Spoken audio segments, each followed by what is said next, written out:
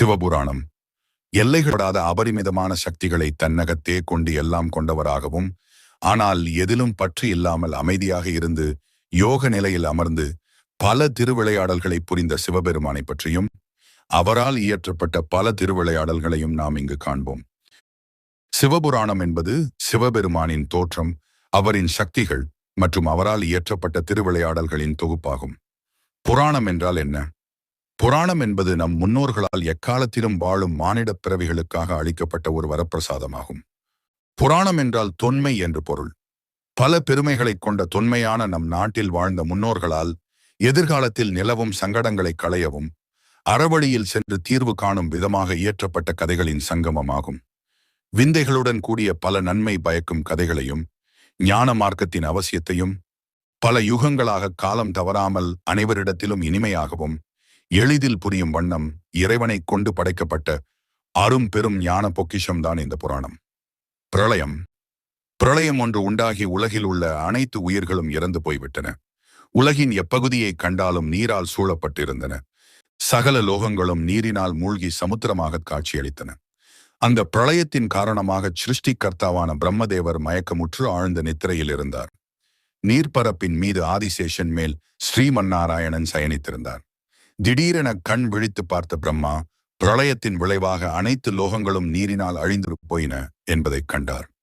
பிரளயத்தின் விளைவாக யாவற்றையும் மறந்த பிரம்மதேவருக்கு தாம்தான் சிருஷ்டி கர்த்தா என்ற ஒன்று மட்டும் நினைவில் இருந்தது. மீண்டும் தன் பணியான சிருஷ்டித்தல் தொழிலை செய்யத் தொடங்கினார். தாம் எண்ணிய பணிக்கு உதவும் வகையில் யாரேனும் உள்ளாரா என பார்த்தார்.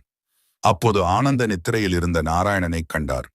தான் எண்ணிய பணியை நிறைவேற்ற தனக்கு உதவியாக இருக்கும் வகையில் இன்னொருவரை கண்ட பிரம்மா அவர் அருகில் சென்றார்.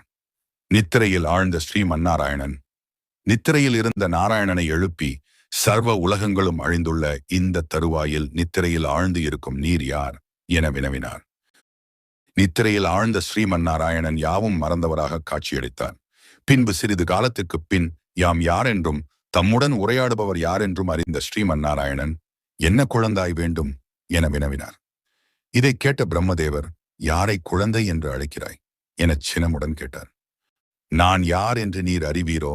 நானே இந்த சிருஷ்டியை படைத்தவன், நானே உன்னையும் படைத்தவன் என்று கர்வத்தோடு பிரம்மதேவர் ஸ்ரீமன்னாராயணனிடம் சினத்துடன் உரையாடினார்.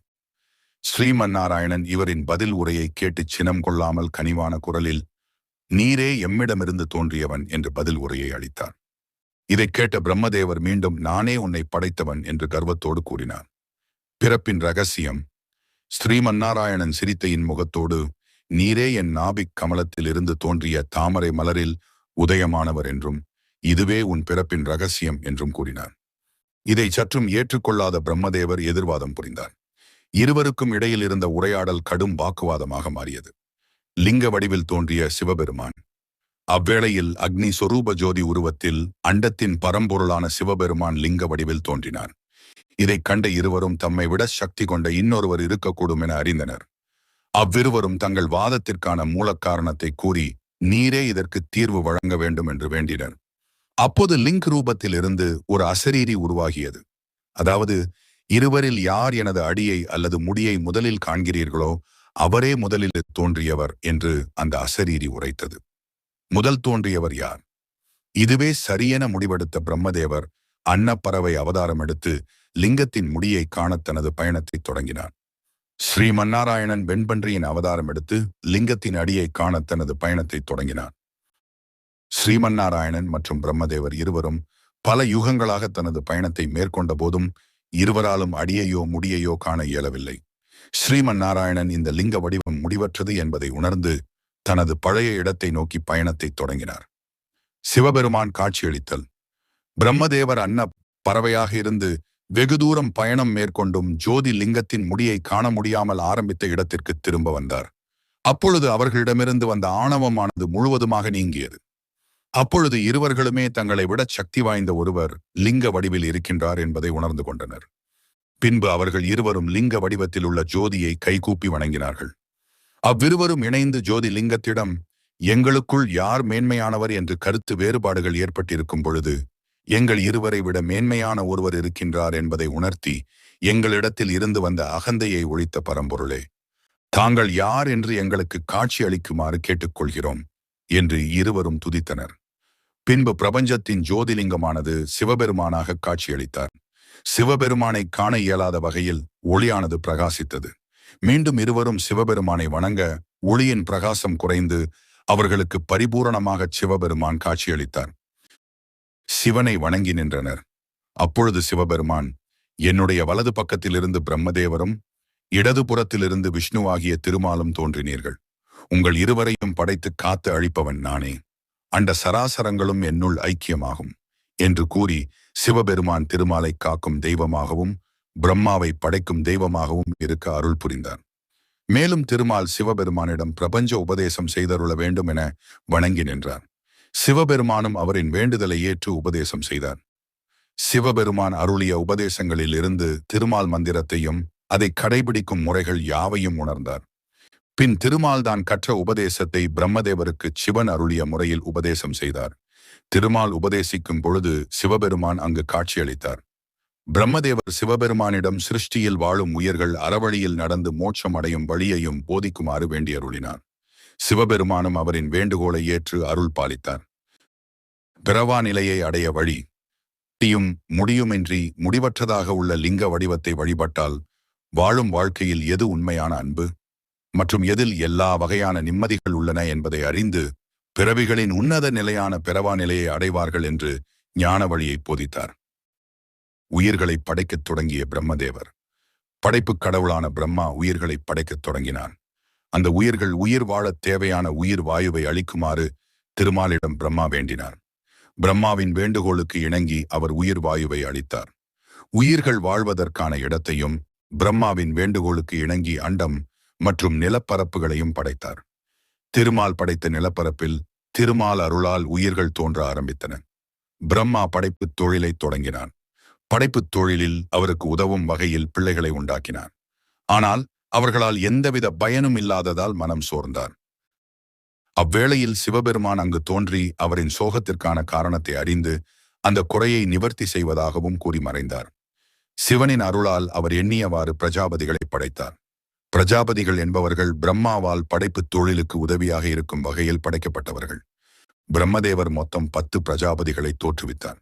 மரீஷி, அத்ரி, அங்கிரசர், புலஸ்தியர், புலகர், கிருது, வசிஷ்டர், தக்கன், பிருகு, நாரதர் போன்றவர்கள் பிரம்மாவால் படைக்கப்பட்டவர்கள். பின்பு சப்த ரிஷிகளை தோற்றுவித்தார். அதன்பின் உயிரினங்கள் மற்றும் மானிடர்கள் தோற்றுவிக்கப்பட்டனர். ரிஷிகளின் தோற்றத்திற்கு பின் அவர்களால் தேவர்களும் அசுரர்களும் படைக்கப்பட்டனர். தட்ச பிரஜாபதி பிரஜாபதியில் ஒருவரான தட்ச பிரஜாபதிக்கும் பிரசுதிக்கும் மொத்தம் 60 பெண் புத்திரிகள் பிறந்தனர் என வேதங்கள் கூறுகின்றன. அதில் அதிதி, திதி, தனு, கலா, தனயு, சின்ஹிகா, குரோதா, பிரதா, விஸ்வா, வினதா, கபிலா, முனி, கத்ரு, தாட்சாயினி, ரதி, ரேவதி மற்றும் கார்த்திகை உட்பட 27 நட்சத்திரங்கள் இவர்களின் புத்திரிகள் ஆவார்கள். தட்ச பிரஜாபதி தன்னுடைய 60 புத்திரிகளில் 13 புத்திரிகளை காசிப முனிவருக்கு திருமணம் செய்து வைத்தார். இவர்களின் சந்ததிகளால் உலகத்தில் உள்ள உயிரினங்களின் பரிணாம வளர்ச்சி அடைந்தது. பின்பு தனது மகள்களில் 27 பேரை சோமனுக்கு மனம் முடித்துக் கொடுத்தார். தட்ச பிரஜாபதிதான் ஏற்ற பணியை செவ்வனே செய்து கொண்டிருந்தார். இந்த பிரஜாபதி என்னும் பதவியால் அவர் உலகில் உள்ள அனைத்து உயிர்களையும் ஒரு நெறிமுறைப்படுத்தி அவர்களை நிறைவுடன் வாழ வழிவகை செய்தார். தாட்சாயினி மீது மிகுந்த அன்பு. தட்ச பிரஜாபதியின் 60 புத்திரிகளில் தாட்சாயினியும் ஒருவர். தட்ச பிரஜாபதியின் 60 மகள்களில் தாட்சாயினியே தட்ச பிரஜாபதியின் விருப்பத்திற்கு உரிய மகள் ஆவார். தட்ச பிரஜாபதி மற்ற பெண் புத்திரிகள் மீது காட்டிய அன்பை விட தாட்சாயினி மீது மிகுந்த அன்பும் பாசமும் கொண்டார். தாட்சாயினி சதி என்றும் அழைக்கப்பட்டாள். திருமாலை வணங்கி வழிபட்டு வந்த பிரஜாபதி தன் வம்ச மக்களையும் அவ்வாறு வழிபடச் செய்தார். தாட்சாயினியும் திருமாலை பக்தியோடு வழிபட்டார். தாட்சாயினி எல்லா வேதங்களையும் உபநிடதங்களையும் முறையாக பயின்று தேர்ச்சி பெற்றார். இதனால் என்னவோ மற்ற பிள்ளைகளை விட தாட்சாயினி மீது மிகுந்த அன்பு கொண்டார். தாட்சாயினி இளமை பருவம் அடைந்ததும் சிவபெருமானை பற்றிய செய்திகளை அறிந்து அவரை பற்றிய தகவல்களை அறிந்தார். ஒரு சமயம் அவரை காணும் வாய்ப்பு தாட்சாயினிக்கு உண்டாயிற்று. அந்த நொடியில் சிவன் மீது தாட்சாயினி மயல் பயன்வழி காதல் கொண்டாள். சிவன் மீது மயல் கொண்ட தாட்சாயினி மயல் எண்ணம் கொண்ட தாட்சாயினி சிவனை எண்ணியே காலம் கழித்தார். பூஜை புனஸ்காரங்களில் ஈடுபடாமல் சிவன் மீது மயல் கொண்டார். இதை அறிந்த தட்ச பிரஜாபதி தன் மகளிடம் ஏற்பட்ட மாற்றத்தைக் கண்டு அதிர்ந்தார். அதற்கான காரணத்தையும் அறிந்து தன் மகளை சிவன் மீது கொண்ட மயலால் ஏற்பட்ட மாயவலையில் இருந்து அகற்றி தன் மகளின் எதிர்காலத்தை காக்க எண்ணினார் பிரஜாபதி. ஆயினும் அவரும் பெண் புத்திரிகளின் தந்தையாவார். பின் இந்த பிரச்சனையை தனது தந்தையான பிரம்மதேவரிடம் முறையிடச் சத்தியலோகம் சென்றார். அங்கு சென்று தன் தந்தையிடம் தட்ச பிரஜாபதி அதற்கான தீர்வை அளிக்குமாறு கேட்டார். சதி பராசக்தியின் அம்சம்.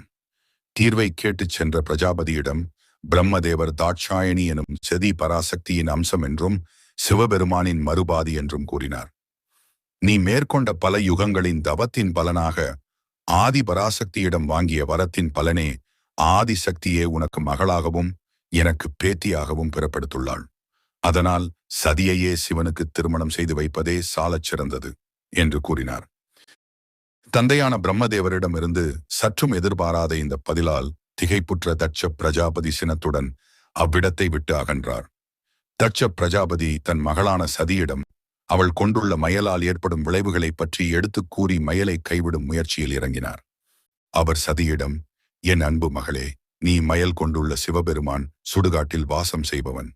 அவனுக்கென்று மாட மாளிகை எதுவும் இல்லை, அவனுக்கென்று யாரும் இல்லை என்று எடுத்துக் கூறினார். தந்தையின் முன் சதி விருப்பத்தை கூறினாள். சிவனே என் பதியாக வேண்டும் என்பதே என் விருப்பம் எனவும் கூறினாள். தாரகாசுரனின் கடுந்தவம். தாரகாசுரன் என்னும் அசுரன் சிவபெருமானை நோக்கி பலகாலமாக உணவும் உறக்கமும் இன்றி கடுந்தவம் புரிந்தான். அவனின் தவத்தால் மகிழ்ந்த சிவபெருமான் தாரகாசுரனின் முன்பு உதயமாகினார். சிவபெருமானைக் கண்ட தாரகாசுரன் செய்வது அறியாது மெய்மறந்து நின்றான். என் பிறப்பின் நெடுநாள் பலனை யான் அடைந்து விட்டேன் என்றும் இவ்வுலகத்தை மறந்து சிவனின் முன் நின்றான். தாரகாசுரனே, உன் தவத்தால் யான் மனம் மகிழ்ந்தோம். அசுரனே, உனக்கு வேண்டும் வரத்தினை கேள் என்று சிவபெருமான் கூறினார்.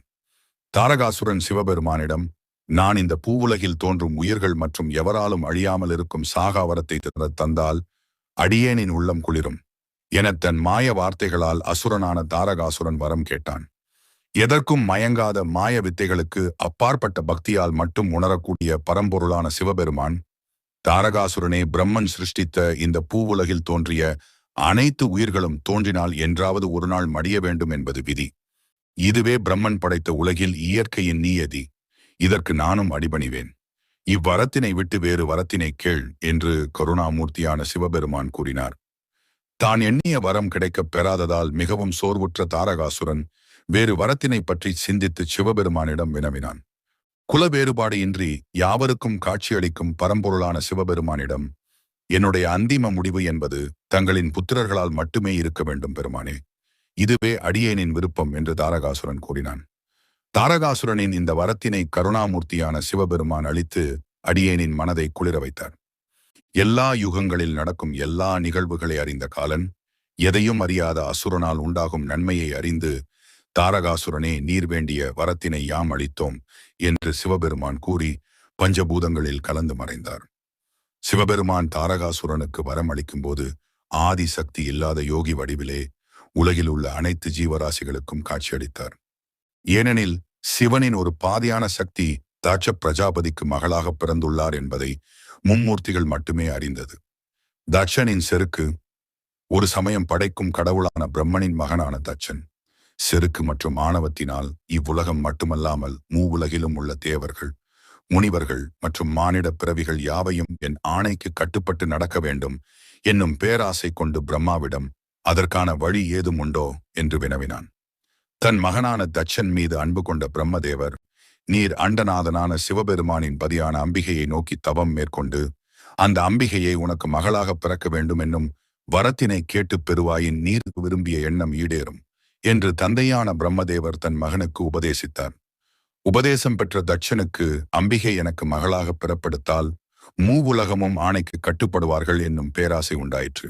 தன் தந்தையின் உபதேசங்களை ஏற்றுக்கொண்ட தட்சன் ஆதிசக்தியான உமா மகேஸ்வரியை நோக்கி நீண்ட யுகங்களாக தவத்தினை மேற்கொண்டார். இந்த தவத்தின் பலனாக அண்டத்தை ஆளும் பரம்பொருளின் ஒரு பாதியான அம்பிகை தட்சனின் தவத்தால் மனம் மகிழ்ந்து பிரஜாபதியான தட்சனுக்கு காட்சியளித்தார். அம்பிகையை கண்ட தட்சன், தான் செய்த தவத்தினால் இன்று வரை அனுபவித்த இன்னல்கள் யாவும் நீங்கி நான் சிறப்படைந்தேன் தேவி என்று தன் மட்டற்ற மகிழ்ச்சியை அம்பிகையிடம் கூறி தன் அகம் மகிழ்ந்தார் தட்சன். கருணாமூர்த்தியின் இல்லத்தாளான பரம்பொருளின் ஒரு பாதியான அம்பிகை நீர் வேண்டும் வரத்தினை கேள் என்று கூறினாள். பிரஜாபதியான தட்சன், அம்பிகையே மூவுலகில் உள்ள தேவர்கள், முனிவர்கள் மற்றும் மானிடர்கள் யாவரும் என் ஆணைக்கு கட்டுப்பட்டு நடக்க வேண்டும் என்றும், அது மட்டுமல்லாமல் அம்பிகையே தாங்கள் எனக்கு மகளாக பிறக்க வேண்டும் என்னும் வரத்தினை வேண்டினார். தட்சன் கேட்ட வரத்தினை தந்தருளும் அம்பிகை. தாய் உள்ளம் கொண்ட அம்பிகை தனது பக்தரின் வேண்டுதலுக்கு இணங்கி தட்சன் கேட்ட வரத்தினை தந்து அருள் பாலித்தாள்.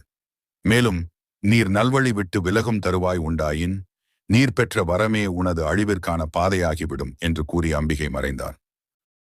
மனம் மகிழ்ந்த தட்சன் ஒரு பேரரசை நிறுவி தட்சமபுரி என்னும் நாட்டை ஆண்டு வந்தார். தட்சனுக்கு பிறந்த புதல்விகளில் ஒரு புத்திரியே அம்பிகை அம்சம் உள்ள சதிதேவி ஆவாள். சிவனிடம் பெற்ற வரத்தால் மனம் மகிழ்ந்த தாரகாசுரன் யோகியாக இருக்கும் சிவபெருமானுக்கு எப்போதும் வாரிசுகள் பிறக்கப் போவது இல்லை என்றும், நான் சாகாவரம் பெற்றேன் என்றும் எள்ளி நகையாடினான். பின்னாளில் சிவனின் மீது ஏற்பட்ட வன்மம் காரணமாக தன் மகளான சதியை சிவனுக்கு மனம் முடித்துத் தர மறுத்த தட்சன் தன் தந்தையான பிரம்மதேவரிடம் இதற்கான தீர்வை அளிக்குமாறு வேண்டி நின்றான்.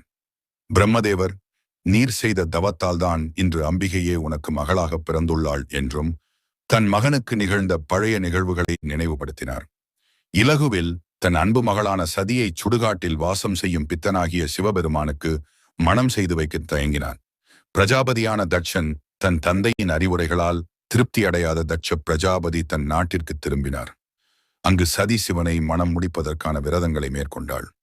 இதனை கண்ட தட்ச பிரஜாபதி, சிவனை உனக்கு மணம் முடித்து வைக்க எனக்கு விருப்பமில்லை என்று தன் முடிவினை திடமாக கூறினார் தட்சன். இதனால் மிகவும் கவலையுற்ற சதிதேவி என் நிலையாயினும் தான் மேற்கொண்ட விரதத்தை கைவிடலாகாது என்று கூறி விரதத்தை கடைபிடித்தாள். இந்நிலையில் சிவனின் வாரிசுகளால் மட்டுமே அழிவு நேரிடும் என வரம் வாங்கிய தாரகாசுரன் இவர்களின் மையல் விஷயங்களை அறிந்து தனது அழிவிற்கான காலம் நெருங்கிவிட்டதா என அறிந்து வெகுண்டான். பின் தேவி இருந்தால் மட்டுமே சிவனுக்கு திருமணம் நிகழும், இல்லாவிடில் சிவன் என்றுமே யோகி வடிவம் ஆவான் என்று கூறி சிவனின் ஒரு பாதியான சதியை கொல்லத் தனது படையில் உள்ள சிறந்த படை வீரர்களை அனுப்ப ஆயத்தமானான். சதிதேவியை கொல்லச் செல்லும் அசுரர்கள். தாரகாசுரன் சதிதேவியை கொல்லத் தனது அசுரர்களில் சிறந்த வீரர்களை அனுப்பினான். அசுரர்களும் தாரகாசுரன் கூறிய பணியை செவ்வனே செய்ய சதி இருக்கும் இடத்தை அடைந்தார்கள். சதிதேவி சிவனை மணக்கும் முயற்சியில் சிவனை மணப்பதற்கான விரதத்தை மேற்கொண்டு இருந்தாள். இதுதான் சரியான சமயம் என்று சதியை கொல்ல முயன்றனர். அந்நிலையில் அசுரர்களை கண்டு பயந்த சதிதேவி செய்வது அறியாது நின்றாள். அவ்வேளையில் சிவபெருமான் தோன்றி சதியின் உயிருக்கு தீங்கு விளைவிக்க வந்த அசுரர்களுக்கு எதிராக போராட ஆயத்தமானார். தன் முன் நிற்பது எம்பெருமான் என்று அறிந்தும் தன் அரசனின் உயிருக்கு தீங்கு விளைவிக்கக்கூடிய சதிதேவியை கொல்ல அசுரர்கள் முற்பட்டனர். அசுரர்களின் அனைத்து வித மாய வித்தைகளையும் நிர்மூலமாக்கினார் சிவபெருமான். தான் கற்ற அனைத்து வித்தைகளின் சக்திகளை ஒன்றிணைத்து தேவியை கொல்ல முற்பட்ட அசுரர்களை இனியும் அழிக்காவிடில் தேவிக்கு ஆபத்து நேரிடும் என எண்ணி தனது சூலாயுதத்தால் அந்த அசுரர்களை சிவபெருமான் கொன்றார். தான் மேற்கொண்ட விரதத்திற்கு இடையூறுகளாக இருந்த அசுரர்களை கொன்ற சிவபெருமானுக்கு நன்றி கூறி தன் விரதத்தை மேற்கொள்ள ஆரம்பித்தார் சதிதேவி. சிவனை எண்ணி கடுந்தவம் புரிந்தார். சதிதேவியின் தவத்தால் மகிழ்ந்த சிவபெருமான் சதிதேவியின் முன் தோன்றினார். தேவியே, உன் தவத்தால் யான் அகம் மகிழ்ந்தோம் என்றும் வேண்டும் வரத்தினை கேட்பாயாக என்றும் கூறினான். இவ்வேளையில் தன் மகளான சதி என்னும் தாட்சாயணி தேவிக்கு சுயம்வரம் நடத்த முடிவு செய்யப்பட்டுள்ளதாகவும் அதன் மூலம் தன் மகளுக்கு இணையான மாப்பிள்ளையை தன் மகளே தேர்ந்தெடுப்பாள் என்னும் செய்தியை எல்லா தேவர்கள் மற்றும் ரிஷிகளுக்கு அனுப்பினார் பிரஜாபதியான தட்சன். தான் அனுப்பிய சிறந்த படை வீரர்கள் இறந்த செய்தியை அறிந்த தாரகாசுரன் தன் வீரர்களை கொல்ல எவருக்கு துணிவுண்டு எனச் சினந்து தன் ஒற்றர்களிடம் கேட்டுக்கொண்டிருந்தான். அவ்வேளையில் அசுரர்களின் குருவான சுக்கராச்சாரியார் அசுரர்களின் சபைக்கு வருகை தந்தார். அக்கணம் சபையில் இருந்த அனைத்து அசுரர்களும் அசுரர்களின் வேந்தனுமான தாரகாசுரன் அவரை பணிந்து வணங்கி நின்றார்கள். தாரகாசுரனின் முகத்தில் இருந்த வாட்டத்தை அறிந்து என்ன நிகழ்ந்தது என சுக்கிராச்சாரியார் வினவினார். தாரகாசுரனை வஞ்சிக்கும் சுக்கராச்சாரியார், தாரகாசுரன் தன் ஒற்றர்கள் மூலம் அறிந்த செய்திகள் யாவற்றையும் தங்களின் குருவான சுக்கராச்சாரியாரிடம் எடுத்துக் கூறினார். அசுரர்களின் குருவான சுக்கராச்சாரியார், அட மூடனே, குல வேறுபாடு இன்றி எல்லோருக்கும் அருள் பாலிக்கும் எம்பெருமானின் இல்லத்தாளை கொல்லத் துணிந்தாயா மூர்க்கனே என வஞ்சித்தார். குருவின் பேச்சைக் கேட்ட தாரகாசுரன் தான் ஏன் அவ்விதம் செய்ய முற்பட்டேன் என்னும் விவரத்தை குருவிற்கு எடுத்துரைக்கின்றார். குருவே, நான் சிவபெருமானிடம் என்னுடைய அழிவு என்பது சிவபெருமானின் வாரிசுகளால் நிகழ வேண்டும் என்னும் வரத்தினை பெற்றுள்ளேன். இந்நிலையில் சிவனுக்கும் தாட்சாயணிக்கும் திருமணம் நிகழ்ந்து புத்திரன் உருவானால் எனக்கு அழிவு ஏற்பட்டுவிடும். என்னுடைய அழிவு என்பது அசுர குலத்தின் அழிவின் ஆரம்பம். அதனால்தான் சதியை கொல்ல நம் வீரர்களை அனுப்பினேன் என்று தன் நிலையிலான கருத்தினை தாரகாசுரன் எடுத்துரைத்தான். அவ்வேளையில் அசுரர்களின் மற்றொரு ஒற்றர் மூலம் சதிக்கு சுயம்வரம் நிகழப்போவதையும் அதன் மூலம் தன் மகளுக்கு பிடித்த மாப்பிள்ளையை திருமணம் செய்து வைக்க தட்சன் முடிவு செய்ததையும் தாரகாசுரன் அறிந்தான். தாட்சாயணி கேட்ட வரத்தை சிவபெருமான் அருளுதல். இந்த சமயம் தாட்சாயணி சிவனிடம் தாங்கள் என் பதியாக வரவேண்டும் என்னும் வரத்தினை தந்து அடியாளை மகிழ்வடையச் செய்வீர்களாக என வேண்டி நின்றாள் தாட்சாயணி. கேட்ட வரத்தை சிவபெருமானும் அருளினார். தாட்சாயணி மனம் மகிழ்ந்து சிவனை அரவணைத்தாள். போகங்கள் பல கடந்த சிவபெருமானால் தாட்சாயணியின் அரவணைப்பில் இருந்து மீள மனமில்லாமல் தன் இல்லத்தாளை சிவபெருமான் அரவணைத்தார். பல யுகங்களாக பிரிந்து இருந்த உமையவளும் இணைந்த நேரம் இயற்கைக்கு பிடிக்கவில்லை என்னவோ. பிரஜாபதியான தட்சன் தன் மகளின் சுயம்வரம் பற்றிய இனிய செய்தியை சொல்வதற்காக தாட்சாயணியின் அறைக்கு வந்தார். தட்சனின் வருகையை அறிந்த சிவபெருமான் தாட்சாயணியை விட்டு விலகி மறைந்தார். சிவனின் மறைவிற்கும் தட்சனின் வருகையை கண்ட அந்த கணத்தில் தாட்சாயணி யான் இருக்கும் இடத்தை உணர்ந்து இயல்பு நிலைக்கு வந்தார். தன் தந்தையான தட்சனின் பாதத்தில் விழுந்து சிவனிடம் பெற்ற வரத்தை சொல்வதற்குள் தன் அன்பு மகளான தாட்சாயணியிடம் உன் எதிர்காலம் சிறக்க நல்லதொரு வரன்களை முடிவு செய்ய எல்லா லோகங்களில் உள்ள இளவரசனுக்கும் செய்தி அனுப்பிவிட்டதாக பிரஜாபதியான தட்சன் கூறினார்.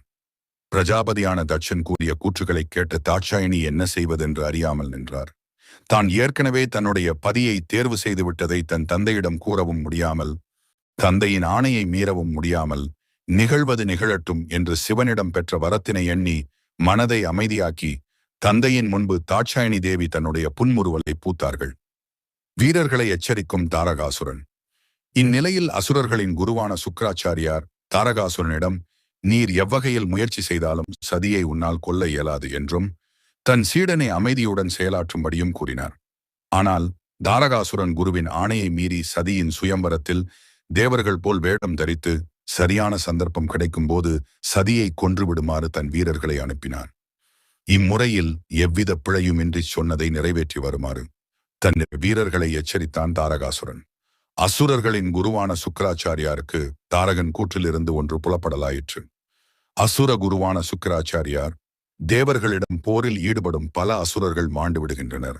வேந்தர்களின் அர்த்தமற்ற வீம்பு மற்றும் பிடிவாதத்தால் அசுர இனத்தில் பல வீரர்களை இழந்துள்ளதை எண்ணி வருந்திக் கொண்டிருந்தார். இவ்விதம் நடக்கும் இறப்புகளை தவிர்க்க சிவபெருமானிடம் இருந்து இறந்தவர்களை உயிர்ப்பிக்கும் சஞ்சீவினி மந்திரத்தை அறிந்து கொள்ள வேண்டும் என எண்ணினார். சுக்கிராச்சாரியாரின் தவம். சஞ்சீவினி மந்திரத்தை அறியும் பொருட்டு சுக்கிராச்சாரியார் சிவனை நோக்கி தவம் செய்ய முடிவு செய்து ஒரு அடர்ந்த வனத்தை தேர்வு செய்து தவம் புரிய ஆரம்பித்தார். இவ்வேளையில் தட்ச பிரஜாபதி அரண்மனையில் சுயம்பரம் விழாவிற்கு மூவுலகத்தில் உள்ள தேவர்களும் ரிஷிகளின் வாரிசுகளும் வருகை புரிந்து சுயம்பர மேடையில் தாட்சாயணியின் வருகைக்காக காத்துக்கு கொண்டிருந்தனர்.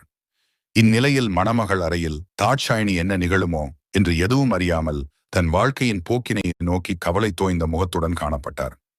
தோழிகள் மற்றும் தன் உடன் பிறந்த சகோதரிகள் முடிந்த மட்டில் ஆறுதல் கூறியும் கலையிழந்த முகத்துடன் தாட்சாயணி காணப்பட்டார். தாரகாசுரனால் அனுப்பப்பட்ட மாறுவேடத்தில் வந்த அசுரர்கள் அரண்மனையின் நுழைவு வாயிலில் நுழைந்து வந்தபோது அவர்களின் சுயரூபம் புலனாயிற்று. பின் அந்த அசுரர்களை அரண்மனையின் மெய்காப்பாளர்களால் பிடித்து வெளியேற்றப்பட்டனர். இதைக் கண்ட தட்சன் தன் மகளுக்கு விருப்பமான மணமகன் வந்திருப்பான் என்று முடிவு செய்து நுழைவு வாயிலை மூட தன் பாதுகாவலருக்கு உத்தரவிட்டான். அரசனின் ஆணையை ஏற்று அரண்மனையைச் சுற்றியுள்ள அனைத்து நுழைவு வாயில்களும் மூடப்பட்டன. தட்சனின் வருகை. அரண்மனையின் அரியணை பகுதியை அடைந்த பிரஜாபதியான தட்சனை கண்ட அனைவரும் எழுந்து வணங்கினர். அனைவரின் வணக்கத்தையும் ஏற்றுக்கொண்டு அவரவர் இருக்கையில் அமரச் சொன்னார் தட்ச பிரஜாபதி. பிரஜாபதியான தட்சனின் சுயம்வர விழாவிற்கு என்னுடைய அழைப்பை ஏற்று வருகை தந்த அனைவருக்கும் என் வாழ்த்துக்கள் என்று கூறி தன் மகளான தாட்சாயணியை சுயம்வர மேடைக்கு வருமாறு அழைத்தார். தன் பெற்ற மகள்களில் அதிக அன்பு கொண்ட செல்லமாக சதி என்று அழைக்கும் தாட்சாயணியை திருமண கோலத்தில் காண மிகுந்த ஆவல் கொண்டார். தன் தோழிகளுடன் கையில் மாலையுடன் திருமண கோலத்தில் தன் தந்தையின் ஆணையை ஏற்று தன் மனதில் கொண்ட மையலை மறைத்து சபையில் கூடிய அனைவரின் முன்னிலையில் மகிழ்வில்லாத புன்முறுவலுடன் தாட்சாயணி தேவி வந்தார். தந்தையான தட்ச பிரஜாபதி தன் மகளின் திருமண கோலத்தைக் கண்டு மிகுந்த மகிழ்ச்சியுடன் காணப்பட்டார். பின் சபையின் முன்னிலையில் தன் மகளான தாட்சாயணி தேவியை அறிமுகம் செய்தார். சபையில் கூடியுள்ள அனைத்து இளவரசர்களின் திறமைகளையும் அவர்கள் ஆளும் பகுதிகளின் வளங்களைப் பற்றியும் தன் மகளான தாட்சாயணியிடம் கூறினார். தந்தையின் கூற்றை கேட்டுக்கொண்டிருந்த தாட்சாயணிக்கு தன் கணவனை தேர்ந்தெடுக்கும் நேரம் இதுதான் என எண்ணி மனம் குழம்பிய நிலையில் முகம் வாட்டத்துடன் காணப்பட்டார். அங்கு வந்த அனைவரின் விவரங்களையும் கூறி முடித்தவுடன் தன் மகளான தாட்சாயணியிடம், மகளே, உனக்கு பிடித்த கணவனை இங்கு வந்துள்ள இளவரசர்களில் தேர்வு செய்து கொள்வாயாக என கூறினார் தட்ச பிரஜாபதி. தந்தையின் வார்த்தைக்கு மதிப்பு கொடுத்து சபையின் மையத்தில் இருந்த மேடையில் ஏறி அங்கு வந்த இளவரசர்களை பார்த்து கொண்டிருந்தார். கண்கள் பார்வையிட்டதே தவிர தன் மனதில் சிவன் பற்றிய எண்ணங்களும் புத்தியில் சிவனை பற்றிய சிந்தனைகளும் அலைப்பாய்ந்தன. சிவபெருமானின் வருகை, சிவனிடமிருந்த ஒரு சில நினைவுகளால் மனதில் பற்றற்ற நிலையில் இருந்தார் தாட்சாயணி. இக்கணம் சிவன் கண்முன் தோன்றினால் அவரிடம் செல்ல மனம் துடித்தது. சிவன் தன்னை மணப்பதாக கூறி வரம் அளித்தார். ஆனால் அவர் இன்னும் வரவில்லையே என எண்ணும் தருவாயில் இவர்களின் பிரிவை இதுவரை அமைதியுடன் கண்டு வந்த இயற்கை இனியும் பொறுக்க முடியாமல் அன்னையின் மனக்குறையை எம்பெருமானான சிவபெருமானிடம் கூறியதோ என்னவோ. அக்கணத்தில் வெண்ணிறப் புகை அரண்மனை முழுக்க பரவிற்று. அந்த வெண்ணிறப் புகையின் மையத்தில் சூலாயுதத்துடன் பிறைசூடிய சிவபெருமான் உதயமானார். சிவபெருமானின் உதயத்தைக் கண்ட தாட்சாயணி தேவி அந்த கணத்தில் இருந்து மிகுந்த மகிழ்ச்சியுடன் மெய்யான மணமகளாக உண்மையான புன்முறுவலுடன் காட்சியளித்தார். சிவனின் உதயத்தை சற்றும் எதிர்பார்க்காத அங்கு கூடியிருந்த அனைவரும் திகைப்புடன் இருந்தனர். ஏனெனில் யோகியான சிவபெருமான் சுயம்பரம் நிகழும் இடத்தில் கண்டதும் அனைவருக்கும் வியப்பே. ஆனால் பிரஜாபதியான தட்சன் அழைப்பு இல்லாத வீட்டின் விழாவிற்கு வருகை தருவது என்பது அநாகரிகமான செயல் என்றும், அழைப்பு இல்லாதவர் எவ்வழியில் வந்தாரோ அவ்வழியே செல்வதே நல்லது என்றும் ஏளனத்துடன் கூறினார். பிரஜாபதியான தட்சனின் இந்த வாதத்தை சற்றும் எதிர்பார்க்காத சபையில் கூடியிருந்தோர் வியந்த அந்த கணத்தில் அங்கு தோன்றிய சிவபெருமான் எதையும் உரைக்காமல் அங்கு இருந்து மறைந்தார். பிரஜாபதியான தட்சன் சிவன் மறைந்ததை எண்ணி மகிழ்ந்த நேரத்தில் மணப்பெண்ணை காணவில்லை என தோழிகள் அலறினர். தட்சனின் கோபத்தை கட்டுப்படுத்த முயற்சி செய்யும் தேவர்கள், தன் மகளை கவர்ந்து என் குலத்திற்கே இழிவை ஏற்படுத்தவே சிவபெருமான் இங்கு உதயமாகி உள்ளான் என்பதை அறிந்த தட்சன் பித்தனாகிய சிவபெருமானிற்கு சாபம் அளிக்கும் தருவாயில் அங்கு தேவர்கள் உதயமாகி தட்சனின் கோபத்தை கட்டுப்படுத்த முயன்றனர். மூவுலக தேவர்களை கட்டுப்படுத்தும் வன்மை கொண்ட தட்ச பிரஜாபதி அவர்களின் அறிவுரைகளை ஏற்க மறுத்தார். பின் தன் தந்தையான பிரம்மதேவர் அங்கு உதயமானார். ஆனால் தன் தந்தையை மதிக்காமல் சிவனை அவமானப்படுத்தும் விதமாக தட்ச பிரஜாபதி பேசி வந்தார்.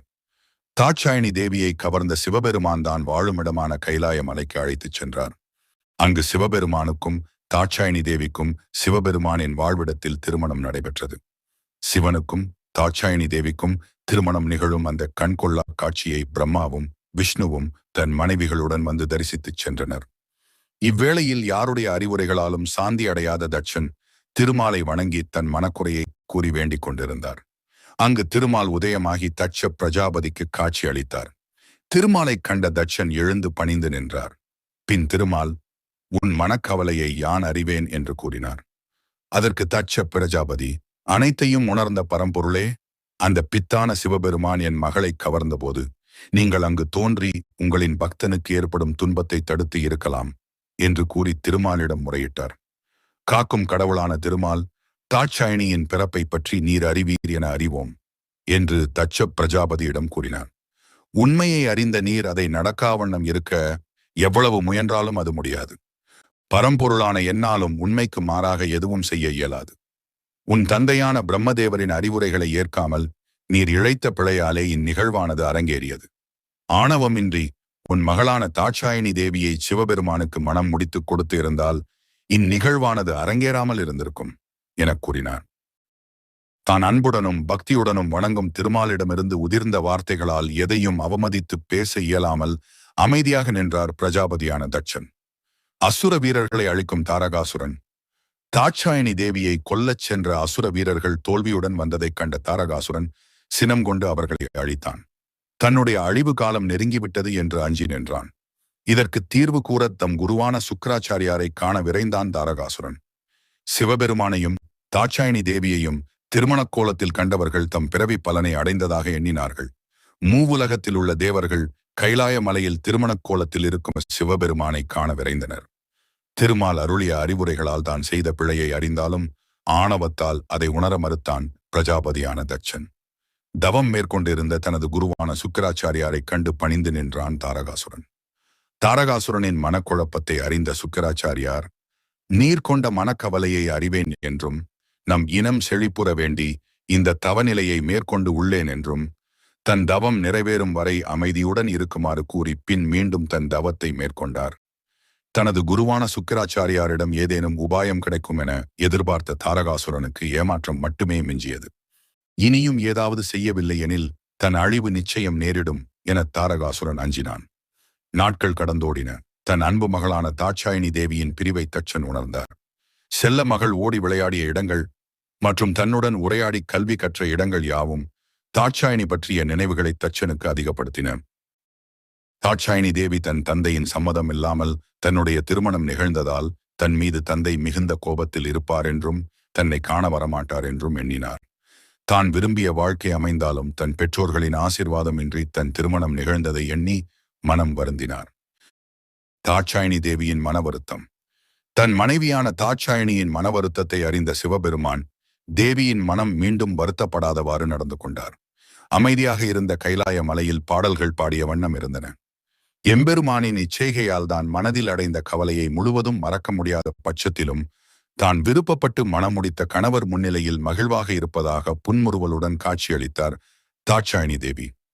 புன்முறுவலுடன் காட்சியளித்த தேவியை கண்ட எம்பெருமானான சிவபெருமான், தேவியே, இனி நாம் சம்பந்தப்பட்ட முடிவுகள் எதுவாயினும் சரியோ தவறோ அதை நீரே முடிவு செய்வாயாக என கூறினார். சிவனின் அன்பு மிகுதியால் கூறிய இவ்வார்த்தைகளை கேட்டு அதிர்ச்சியுற்ற தாட்சாயினி தேவி, இது உசிதமல்ல என்றும் என்னால் சரியான முடிவுகள் எடுக்க முடியாத பட்சத்தில் பிழைகள் ஏதோ உருவாகக்கூடும் என அஞ்சினார். சிவபெருமானோ, என்னில் பாதியான நீர் சரியான முடிவை மட்டுமே எடுக்கக்கூடும் என்றும், ஒருவேளை அதன் பொருட்டு ஏதேனும் விளைவுகள் உண்டாகுமானால் அதை நான் சரி செய்வேன் என்றும் கூறினார். ஆனால் இனிவரும் காலங்களில் என் பொருட்டு முடிவுகளை நீரே எடுக்க வேண்டும் என்று திடமாக கூறினார். சிவபெருமானின் வார்த்தைகளை மீறி எதையும் கூற இயலாத நிலையில், என் பொருட்டு என் கணவரான நீங்கள் எவ்வித சங்கடங்களையும் அனுபவிக்க நேராமல் நான் காப்பேன் என்றும், எனினும் ஏதேனும் பிழைகள் உண்டாயின் அதற்கான முழு பொறுப்பும் என்னையே சாரும் என்றும் தாட்சாயினி தேவி வாக்குறுதி அளித்தார். தாரகாசுரன் ஒன்றிணைந்த சிவபெருமானையும் தாட்சாயினி தேவியையும் பிரிக்க ஏதேனும் வழியுண்டா என சிந்தனையில் ஆழ்ந்தான். ஏனெனில் தாட்சாயினி தேவி இருப்பது எம்பெருமான் வாழும் இடத்தில்.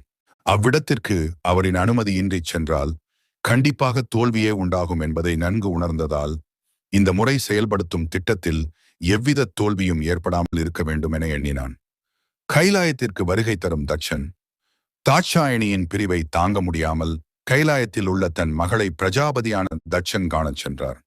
தன் மகள் மீது கொண்ட அன்பால் செருக்கினை மறந்தார். ஆனால் பரம்பொருளான சிவபெருமான் என் மருமகன் என ஆணவம் உண்டாயிற்று. இனி எம்பெருமானும் என் பேச்சு கேட்பார் என எண்ணினார். தன் தந்தை கைலாய மலைக்கு வரப்போகிறார் என்பதை அறிந்த தாட்சாயினி தேவி அடைந்த மகிழ்ச்சிக்கு அளவே இல்லை. தன் தந்தையின் வருகையை அறிந்து அவரின் விருப்பம் போல் கைலாய மலையில் தன் கணவனான எம்பெருமானின் ஆதரவால் சில மாற்றங்களை செய்தார். தந்தையின் வருகையால் மிகவும் மகிழ்ச்சி அடைந்த தாட்சாயினி தேவி தந்தையின் காலில் விழுந்து பணிந்து ஆசீர்வாதம் பெற்றார். ஆனால் எம்பெருமானான சிவபெருமான் அவர் அமர்ந்த இருக்கையில் இருந்து எழாமல் இருக்கும் இடத்தில் இருந்தே அவரின் வருகையை வரவேற்றார். இதனை கண்ட பிரஜாபதியான தட்சன் மிகுந்த சினம் கொண்டார். ஆனால் அதை வெளிக்காட்டாமல் அவரின் மனதிலே வைத்திருந்தார். நீண்ட நாட்கள் கழித்து தன் மகளை கண்டதால் அவள் செய்த தவறினை மறந்து ஏற்றுக்கொண்டார்.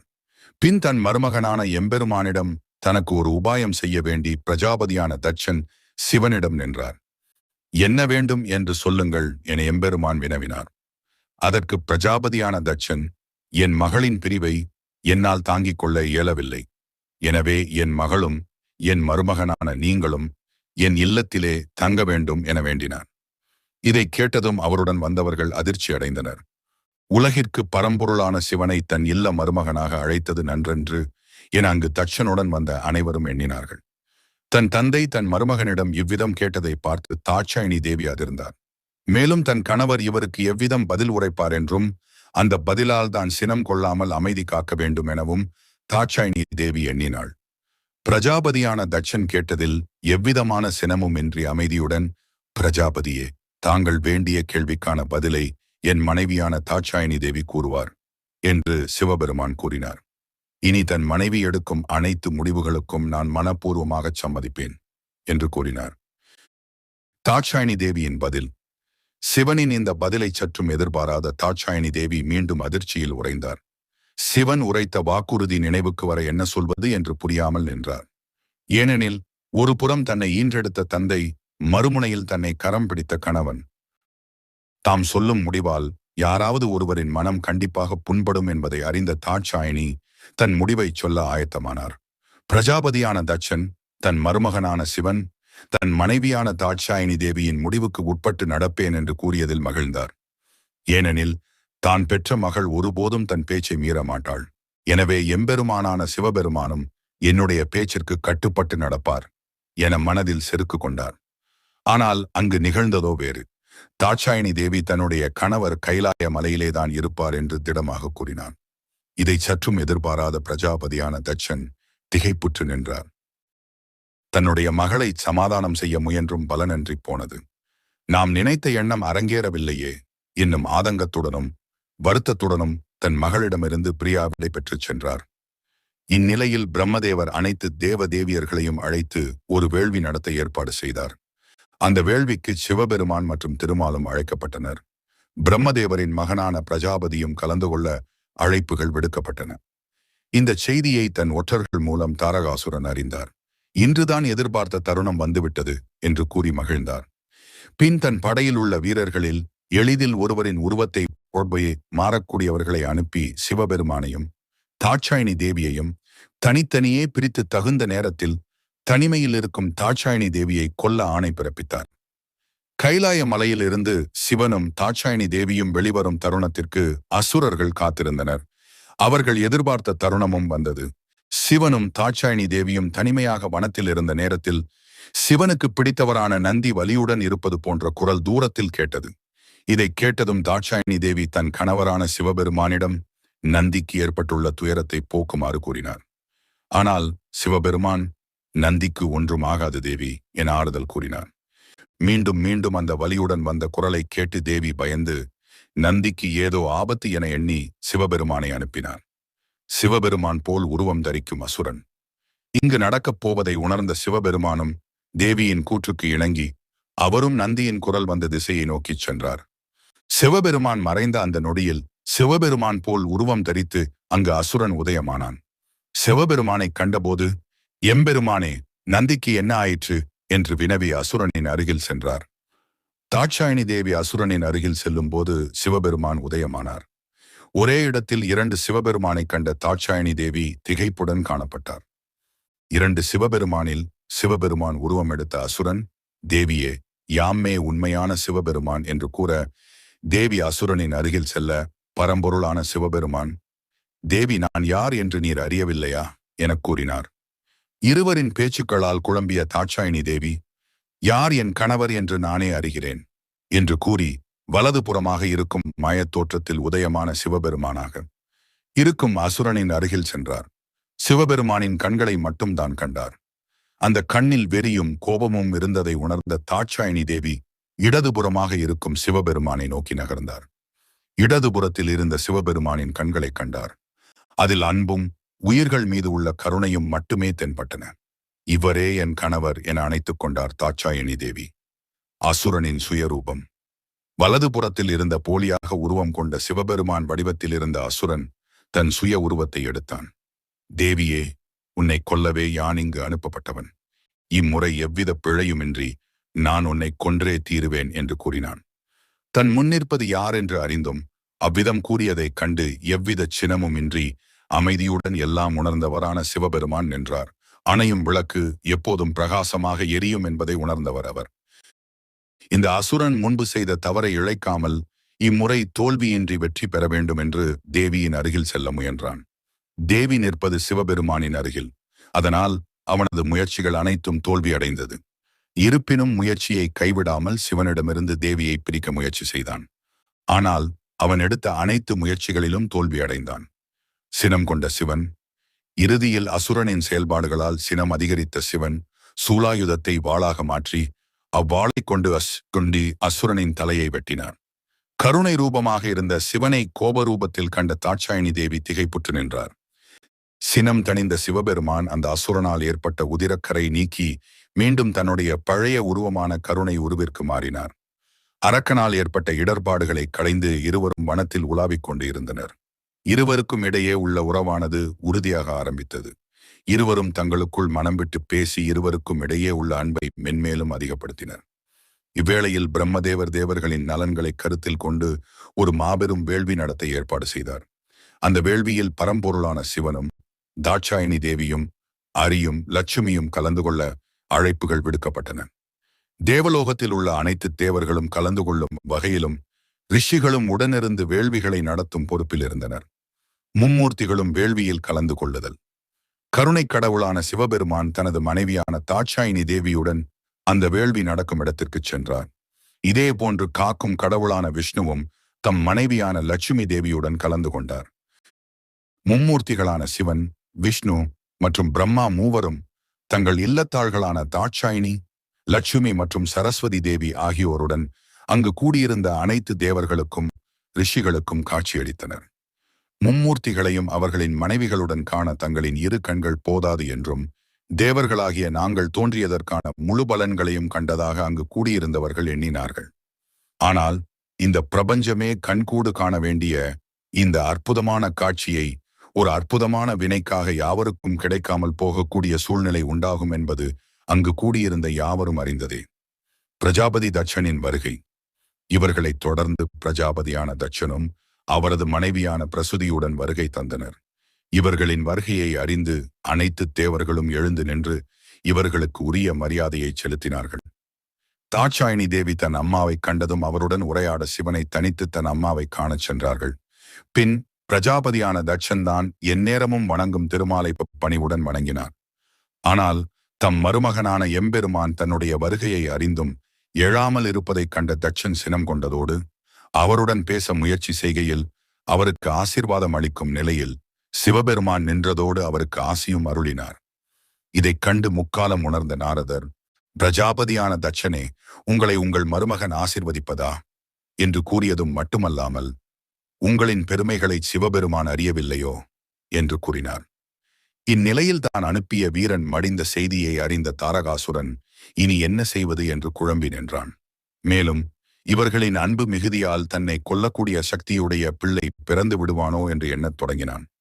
நாரதரின் கூற்றில் பொறுமை இழந்த தட்சன், பிரம்மலோகத்தில் இதுவரை பொறுமை காத்த தட்சன் நாரதரின் பேச்சுக்களால் பொறுமை இழந்து சிவபெருமானை நோக்கி, பித்தனே, யார் யாரை ஆசீர்வாதம் செய்வது? என்னை பற்றி உமக்கு தெரியாதோ என்று கோபத்துடன் அங்கு உரைக்க ஆரம்பித்தார்.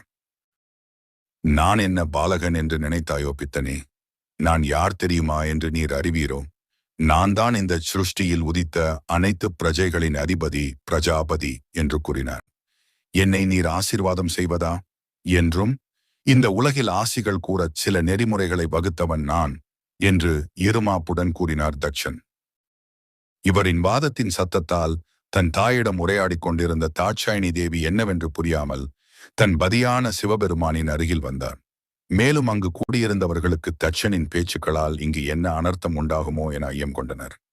தட்சனின் பேச்சுக்களால் இங்கு என்ன அனர்த்தம் உண்டாகுமோ என ஐயம் கொண்ட தாட்சாயணி தேவி தன் தந்தையிடம், நிகழ்ந்தவை எதுவாக இருப்பினும் சினத்தை தவிர்த்து என் பதியானவர் செய்த பிழையை மிகைப்படுத்தாமல் அவரை மன்னிக்க வேண்டுகிறேன் என்று கூறி நின்றார். தாட்சாயணியின் இந்த பேச்சுக்களால் யார் இழைத்த பிழையை யார் மிகைப்படுத்துவது? உறவுகளுடன் வாழ்ந்தால் மட்டுமே தெரியக்கூடியவை யாவற்றையும் அறியாமல் சுடுகாட்டில் வாசம் செய்து அங்கு உள்ள சாம்பலை பூசி பித்தனாகத் தெரியும் உன் கணவன் செய்த தவறை நீர் மறைக்கலாகாது என்று கூறி, இனி வரும் நாட்களில் உன்னை காண எனக்கு விருப்பமில்லை என்று கூறி அவ்விடத்தை விட்டு தன் மனைவியான பிரசுதியுடன் புறப்பட்டார் பிரஜாபதியான தட்சன். தாட்சாயணி தேவியின் கேள்வி. தன் தந்தை புறப்பட்டுச் சென்றதை அடுத்து தாட்சாயணி தேவி தன் பதியான கணவரை நோக்கி, தாம் செய்தது சரியா? தந்தையை மகன் ஆசீர்வாதம் செய்வது என்பது உசிதமான செயலா என்று கூறி தன் இருப்பிடமான கைலாயத்திற்குச் சென்றார் தேவி. நாரதர் செய்த செயலால் பிரஜாபதியான தட்சன் சினம் கொண்டு பேசியதும் தாட்சாயணிக்கும் சிவனுக்கும் இடையே கருத்து வேறுபாடு தோன்றியது. இதையெல்லாம் கவனித்த நாரதர், இனி நாம் இங்கு இருந்தால் விபரீதம் நமக்குத்தான் என்று எண்ணி நாராயண நாராயண் எனச் சொல்லி அவ்விடத்தை விட்டு மறைந்தார். சத்திய லோகத்தில் இருந்து தேவி கைலாயத்திற்கு திரும்பியதும் சிவனும் கைலாய மலைக்குச் சென்றார். என்னுடைய தந்தையை நீங்கள் எல்லோர் முன்னிலையில் இவ்விதம் செய்தது சரியா என இருவருக்கும் இடையே உரையாடல் நிகழ்ந்தது.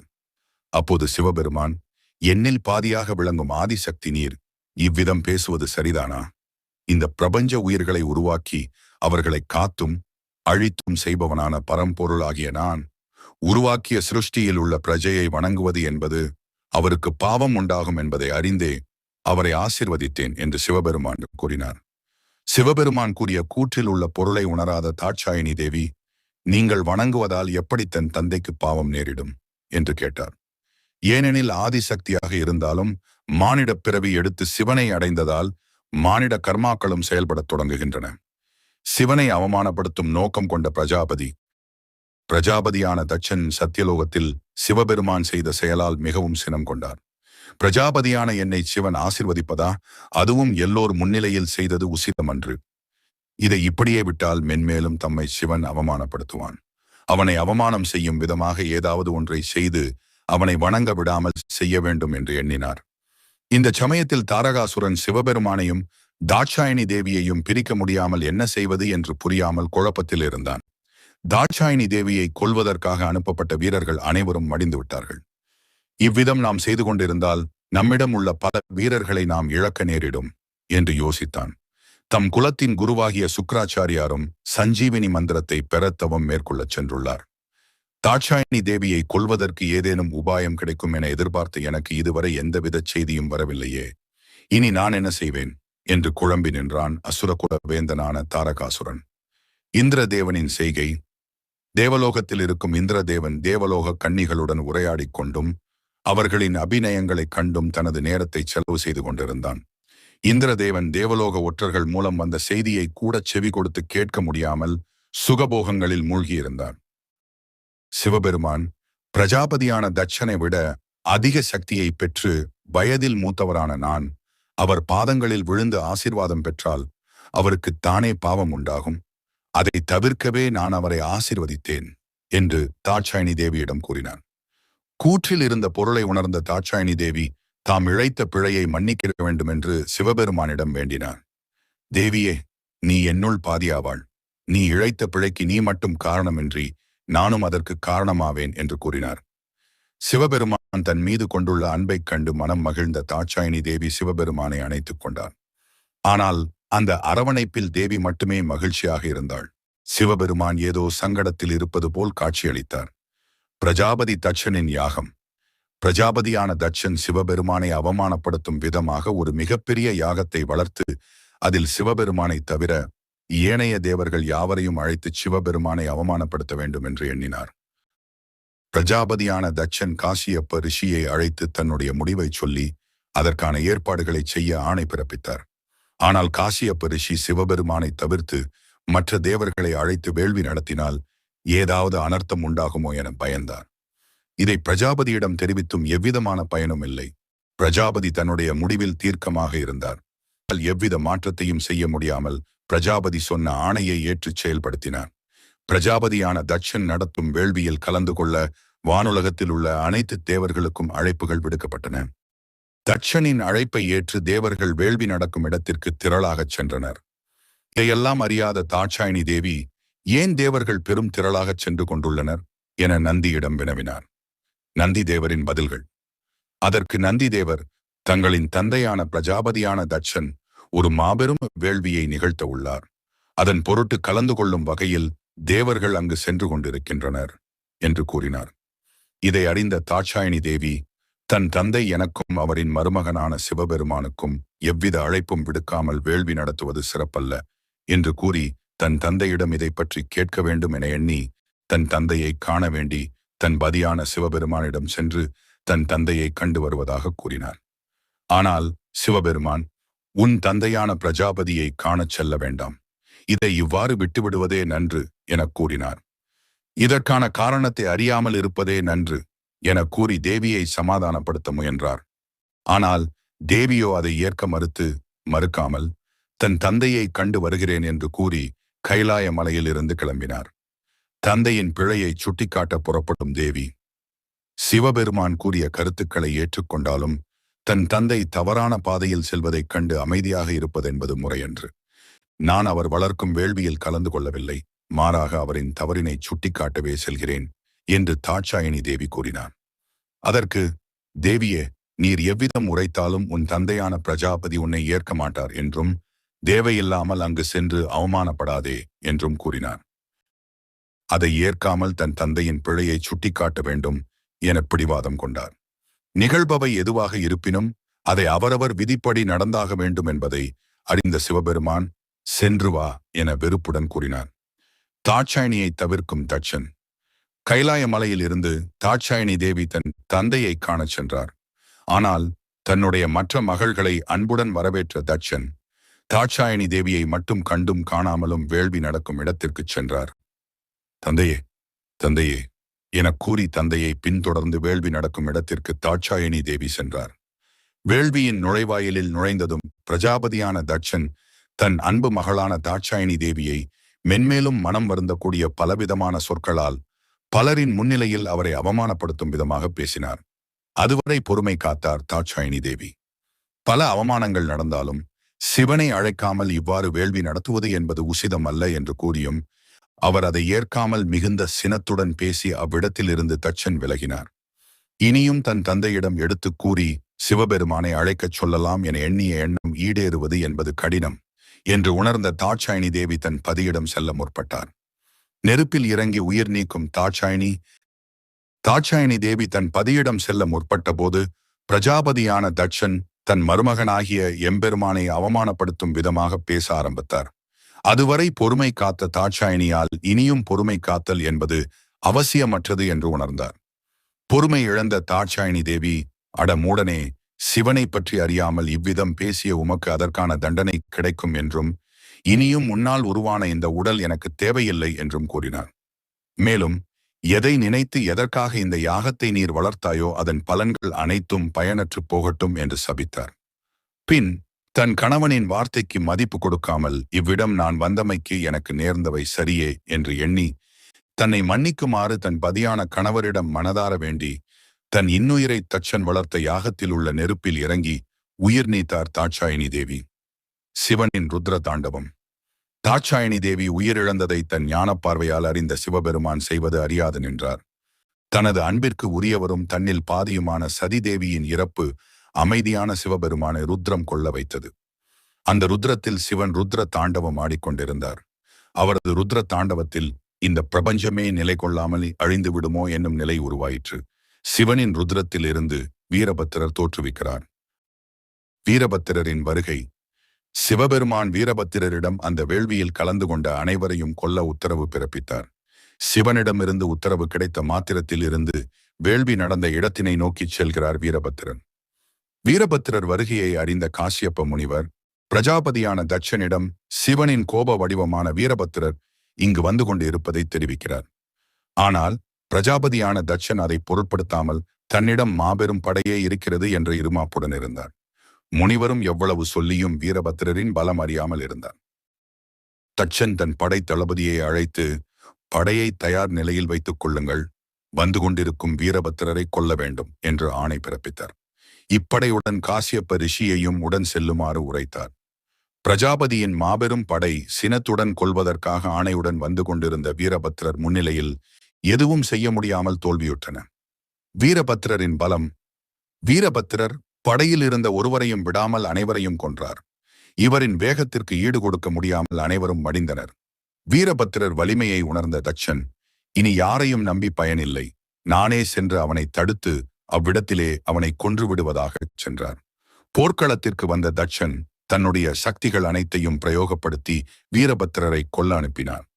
ஆனால் அவரின் முன்னிலையில் இவரின் சக்திகள் அனைத்தும் தோற்றுப்போனது. இனி நம்மால் எதையும் செய்ய இயலாது என உணர்ந்த தட்சன் வேள்வி நடக்கும் இடத்திற்குச் சென்று திருமாலை கண்டார். இருப்பினும் எதற்கும் கால அவகாசம் இன்றி போனது. ஏனெனில் வீரபத்திரர் வேள்வி நடந்த இடத்திற்கு வந்தார். அவர் வேள்வியில் இருந்த யாரையும் விடாமல் அனைவரையும் கொன்று குவித்தார். இறுதியாக பிரஜாபதியான தட்சனின் சிரசை வீரபத்திரர் வெட்டினார். வெட்டிய சிரசானது தட்சன் வளர்த்த யாகத்தில் விழுந்து எரிந்தது. தட்சனை கொன்ற வீரபத்திரர் அமைதியாக அதே இடத்தில் நிற்க பரம்பொருளான சிவபெருமான் தனது ருத்ர தாண்டவத்தை விடுத்து தன் அன்பு மனைவியின் இறந்த சரீரத்தை காண வேள்வி நடந்த இடத்திற்கு உதயமானான். அப்போது அவரின் கோப வடிவமான வீரபத்திரர் அவருடன் இணைந்தார். பல பேரின் இரத்த குவியல்களுக்கு நடுவிலே சிதைவுற்ற தன் இல்லத்தாளின் உடலை கண்ட சிவபெருமான் செய்வது அறியாது நின்றார். அவ்விடத்திற்கு திருமால் உதயமாகி, தட்சன் ஒருவன் இழைத்த பிழைக்கு இவ்வளவு உயிர் சேதங்கள் போதும் என்று கூறி சிவபெருமானை அமைதி பெறச் செய்தார். சிவபெருமான் தட்சனை உயிர் பெறச் செய்தல். அமைதி நிலைக்கு திரும்பிய சிவபெருமான் பிரஜாபதியான தட்சனை தவிர்த்து அங்கு இறந்தவர்கள் அனைவரையும் உயிர் பெறச் செய்தார். சிவனின் அருளால் உயிர் பெற்ற அனைவரும் சிவனின் துதிகளை பாடினார்கள்.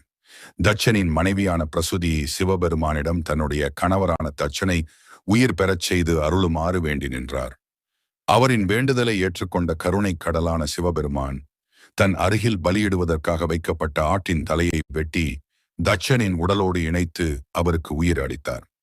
உயிர் பெற்ற தட்சனும் தன்னுடைய பிழையை மன்னித்து அருளுமாறு சிவனின் பாதத்தில் விழுந்து அருளை பெற்று சிவதுதிகளை பாட ஆரம்பித்தனர். ஆனால் எம்பெருமானோ யாவரின் துதியிலும் நிலை கொள்ளாமல் தன் மனைவியின் உடல் அருகில் சென்றார்.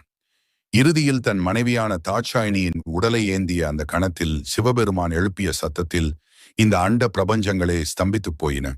பின் திருமால் சிவபெருமானிடம், இனி யாவையும் மாற்ற இயலாது பிரபு என்று கூறினார்.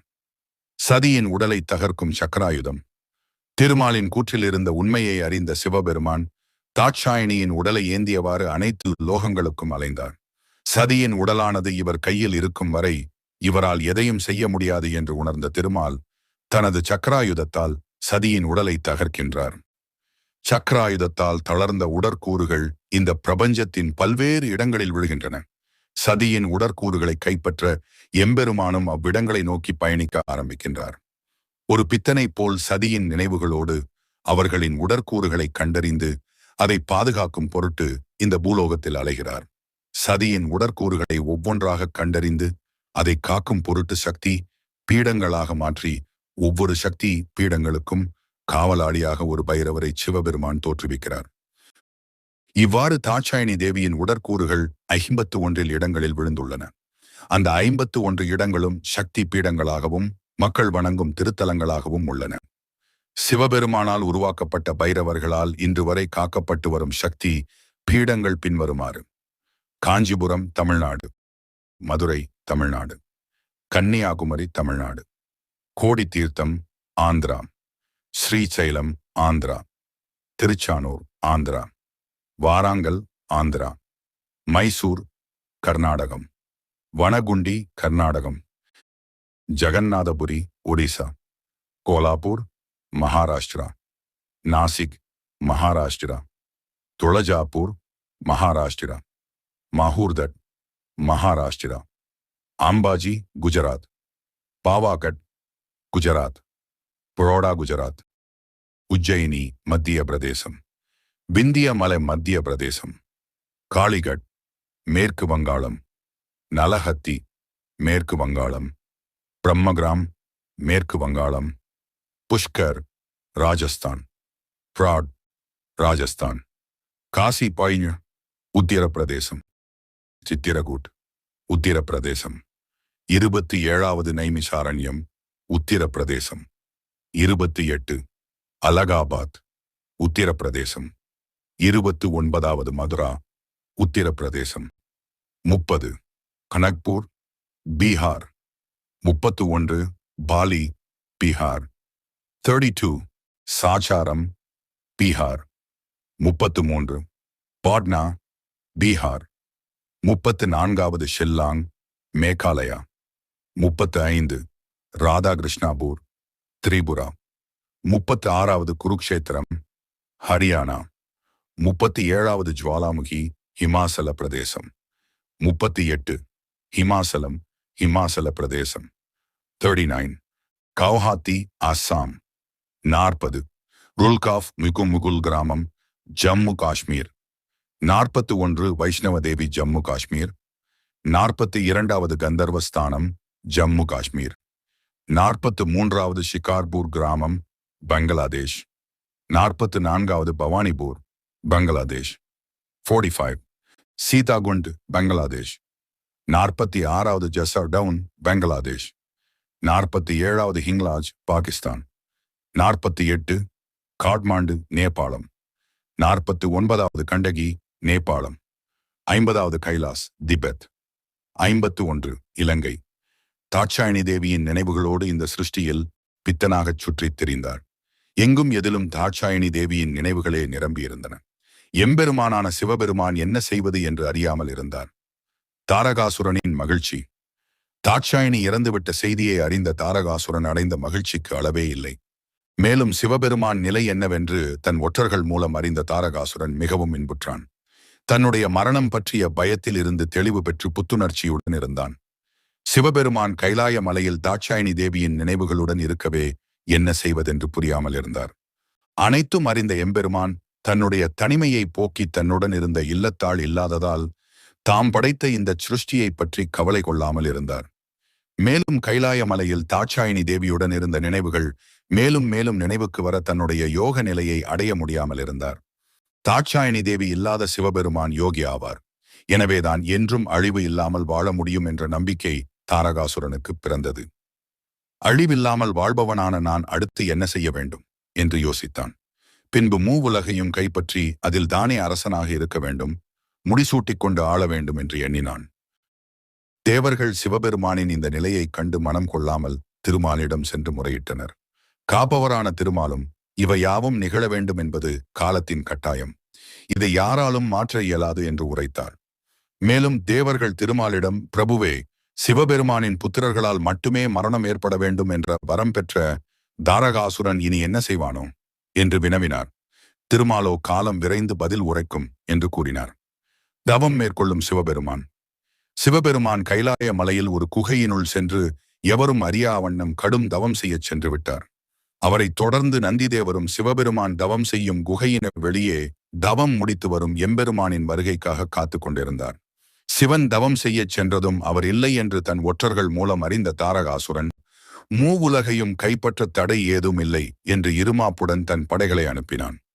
அசுரர்களின் அழியா வேந்தனான தாரகாசுரன் மூவுலகில் ஒன்றான பூவுலகில் ரிஷிகள் மற்றும் முனிவர்கள் செய்யும் தவத்திற்கும் அவர்கள் வளர்க்கும் வேள்விகளை அழிக்கும் பொருட்டு அனைத்து அசுரர்களையும் அனுப்பினான். தேவலோகத்தில் உள்ள தேவர்களை செயலிழக்கச் செய்ய வேண்டுமாயின் அவர்களின் அபிர்வாகத்தை தடை செய்ய வேண்டும். அவர்களின் அபிர்வாகம் என்பது மானிடர்கள் மற்றும் ரிஷிகள் மற்றும் முனிவர்கள் வளர்க்கும் வேள்வியில் இருந்தே கிடைக்கப் பெறுகின்றனர்.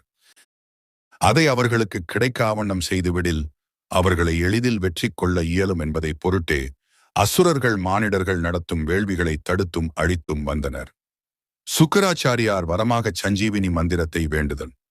அசுரர்களின் குருவான சுக்கராச்சாரியார் பல யுகங்கள் மேற்கொண்ட தவத்தில் மயங்கி எம்பெருமானான சிவபெருமான் சுக்கராச்சாரியார் முன் தோன்றி, தவத்தால் யாம் அகம் மகிழ்ந்தோம், வேண்டும் வரத்தினை கேட்பாயாக என்று கூறினார்.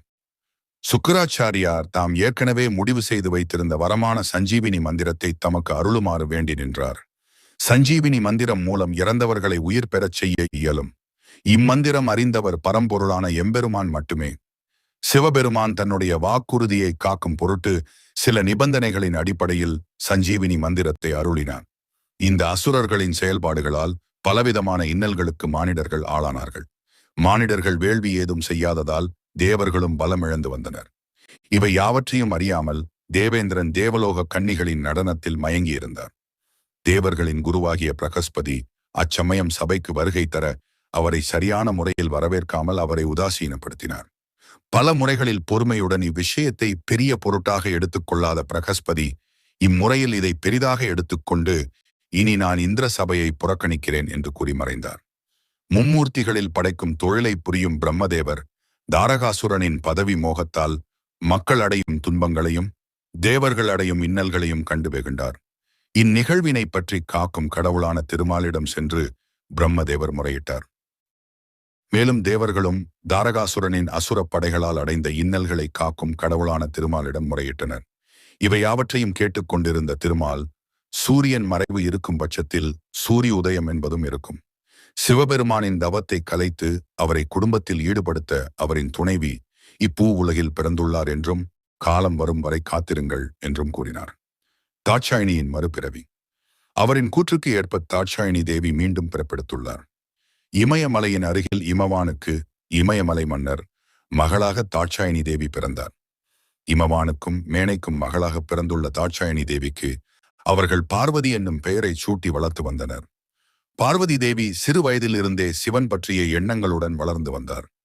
தாரகாசுரன் தன்னுடைய படை பலத்தால் பூவுலகில் தனது ஆட்சியை நிறுவிய அடுத்த கட்டமாக தேவலோகத்தை கைப்பற்ற தான் தேவலோகத்தை நோக்கி படையெடுத்து வருவதாகவும், போரை விரும்பவில்லை என்றால் தேவலோகத்தை தன்னிடம் ஒப்படைத்துவிட்டு செல்லுமாறு கூறுங்கள் என்று தன் ஒற்றர்களிடம் கூறினான். தேவலோகத்திற்கு வந்த ஒற்றர்கள் தேவேந்திரனிடம் தாரகாசுரன் கூறிய யாவற்றையும் கூறினர். அசுரலோகத்தில் இருந்து வந்த ஒற்றனின் கூற்றால் மிகவும் சினம் கொண்ட தேவேந்திரன், நான் போருக்கு தயாராக உள்ளேன் என்று கூறி இத்தாரகாசுரனிடம் இருந்து வந்த ஒற்றனிடம் கூறினார். சிவ சிந்தனைகளை வளர்க்கக்கூடாது என்று தாயின் கண்டிப்பு. பார்வதி தேவி விவரம் அறியா வயதில் இருந்த சிவ சிந்தனைகளை விட தன்னுடைய இளம் வயதில் சிவபெருமானை பற்றிய சிந்தனைகள் மேலோங்கின. சிவ சிந்தனைகளுடன் இருந்த பார்வதி தேவி தன் தாயிடம் சிவ சிந்தனைகளில் இருந்த சந்தேகங்களை வினவிய போது, சிவ சிந்தனைகளை வளர்க்கக்கூடாது என்று சொல்லி பார்வதி தேவியின் தாய் கண்டித்தார். தேவேந்திரனின் கூற்றுக்கு இணங்கி தாரகாசுரன் தனது படையை தயார் செய்து தேவேந்திரனுடன் போர் புரிய தயாராக இருந்தான். தேவேந்திரனும் தனது படைகளுடன் நேருக்கு நேராக போரிட தயாராக இருந்தார். பார்வதி தேவியும் வளர்ந்து பருவ வயதை அடைந்தார். தேவியும் அவர்களது தோழிகளுடன் அருகில் இருந்த தன் தந்தையின் ஆளுமையில் உள்ள வனத்திற்கு சென்றார். தோழிகளுடன் அந்த வனத்தில் உலாவிக் கொண்டிருந்த போது ஒரு குகையின் அருகில் சென்றதும் பார்வதி தேவிக்கு இதுவரை இல்லாத ஒரு ஈர்ப்பு அவ்விடத்தில் உண்டாயிற்று. இதன் காரணமாக அவ்விடத்தில் யாரோ உள்ளார் என்பதனை அறிந்த தேவி யார் என அறியும் பொருட்டு தன் தோழிகளை தவிர்த்து தனியே சென்றார். தேவர்களுக்கும் அசுரர்களுக்கும் போர் மூண்டது. தேவர்களுக்கும் அசுரர்களுக்கும் இடையே யுத்தம் உண்டாயிற்று. எனினும் தேவர்களின் பகுதியிலேயே அதிகப்படியான இழப்புகள் உண்டாயின. காரணம், தாரகாசுரன் பெற்ற வரத்தின் மகிமையால் அவனே வெற்றி பெறுவதற்கான வாய்ப்புகள் உண்டாயின. தேவேந்திரன் தன்னிடமுள்ள அனைத்து ஆயுதங்களையும் பிரயோகித்து பார்த்தும் எவ்வித பலனும் இல்லை. இவரின் சக்தி மிகுந்த ஆயுதங்களும் தாரகாசுரனிடம் சக்தி இழந்து போயின. தேவேந்திரனும் விடாது முயற்சித்து பார்த்தும் அவரின் எண்ணம் ஈடேறவில்லை. இந்நிலை இவ்வாறே சென்று கொண்டிருந்தால் தன்னுடைய அழிவு உறுதி என முடிவு செய்த தேவேந்திரன் அவ்விடத்தை விட்டு மறைந்தார். தேவேந்திரன் மறைந்ததை அடுத்து போர் புரிய தலைவனே இல்லாததால் இனி தேவலோகம் எனக்கே உரியது என்றும், இனி நானே தேவலோகத்தின் அரசன் ஆவேன் என்றும், மூவுலகிலும் இனி என் கட்டளைப்படி அனைத்தும் நடைபெற வேண்டும் எனவும் கூறி தாரகாசுரன் மகிழ்ந்தான். தேவேந்திரன் தேவர்களின் குருவாகிய பிரகஸ்பதியை தேடி அவரின் குருகுலத்தை தேடிச் சென்றார். பெண் மயக்கத்தில் இருந்த தேவேந்திரன் செய்த செயல்களால் இந்திர சபையை புறக்கணித்த குலகுருவை எங்கு தேடியும் தேவேந்திரனால் கண்டுபிடிக்க முடியவில்லை. பின் என்ன செய்வது என்று அறியாமல் பிரம்மாவை காணச் சென்றார். குகையை அடையும் பார்வதி. சிவபெருமான் தவம் மேற்கொண்ட குகையை பார்வதி தேவி அடைந்தார். குகையின் வெளியே நந்தி தேவரும் சிலை வடிவில் எம்பெருமானின் வருகைக்காக காத்துக் கொண்டிருந்தார். நந்தி தேவரை கண்டதும் பூர்வீக ஜென்ம நினைவுகள் பார்வதி தேவியின் கண்முன் தோன்றி மறைந்தன. நினைவுகளில் சிவனுடன் கைலாய மலையில் இருந்ததும் ஆடல் பாடல் நிகழ்வுகள் என பல நிகழ்வுகள் இந்த ஜென்மத்திற்கு தொடர்பில்லாமல் இருந்தன. இந்நிகழ்வுகள் கண்ணெதிரே தோன்றி மறைந்தாலும் குழப்பங்களுடன் இருந்த பார்வதி தேவி அவ்விடத்திலேயே மயங்கி விழுந்தார்.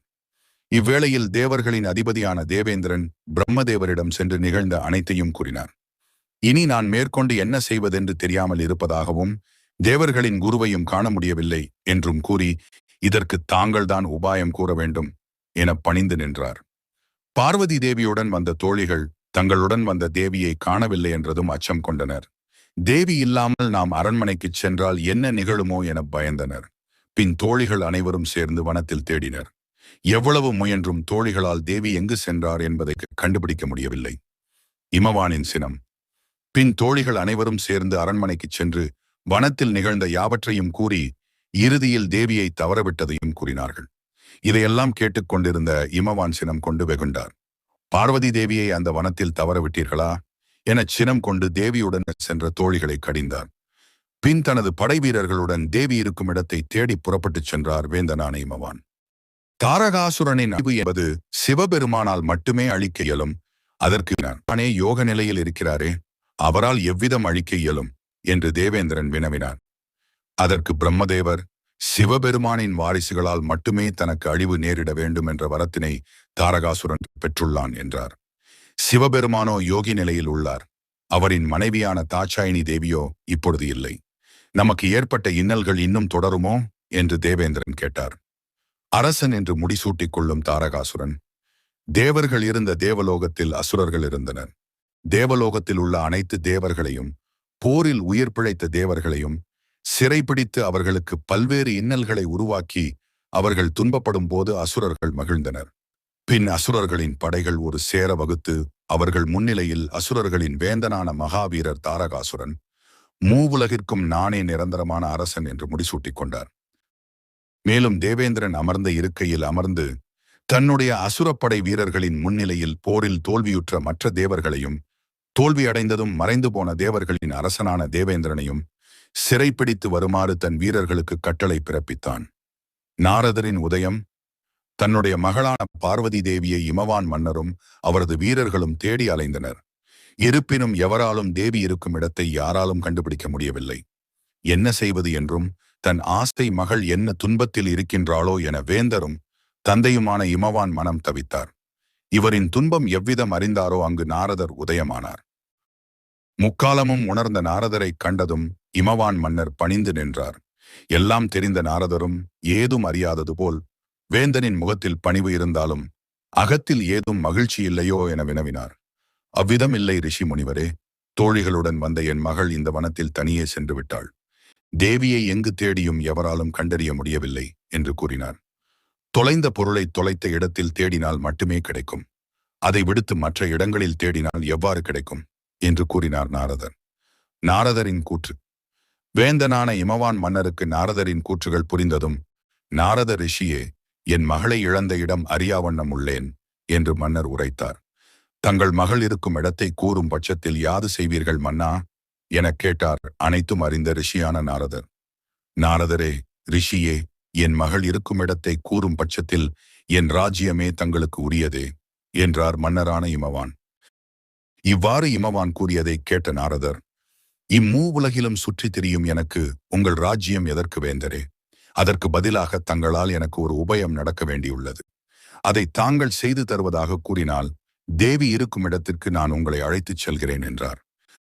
நாரதர் கூறிய கூற்றை கேட்டதும் சிறிது சிந்தித்துப் பார்த்தார் வேந்தன். சிந்தித்தும் வேறு வழியாதும் இல்லாத பட்சத்தில் அனைத்து வாயில்களும் அடைபட்ட நிலையிலே இருந்தன.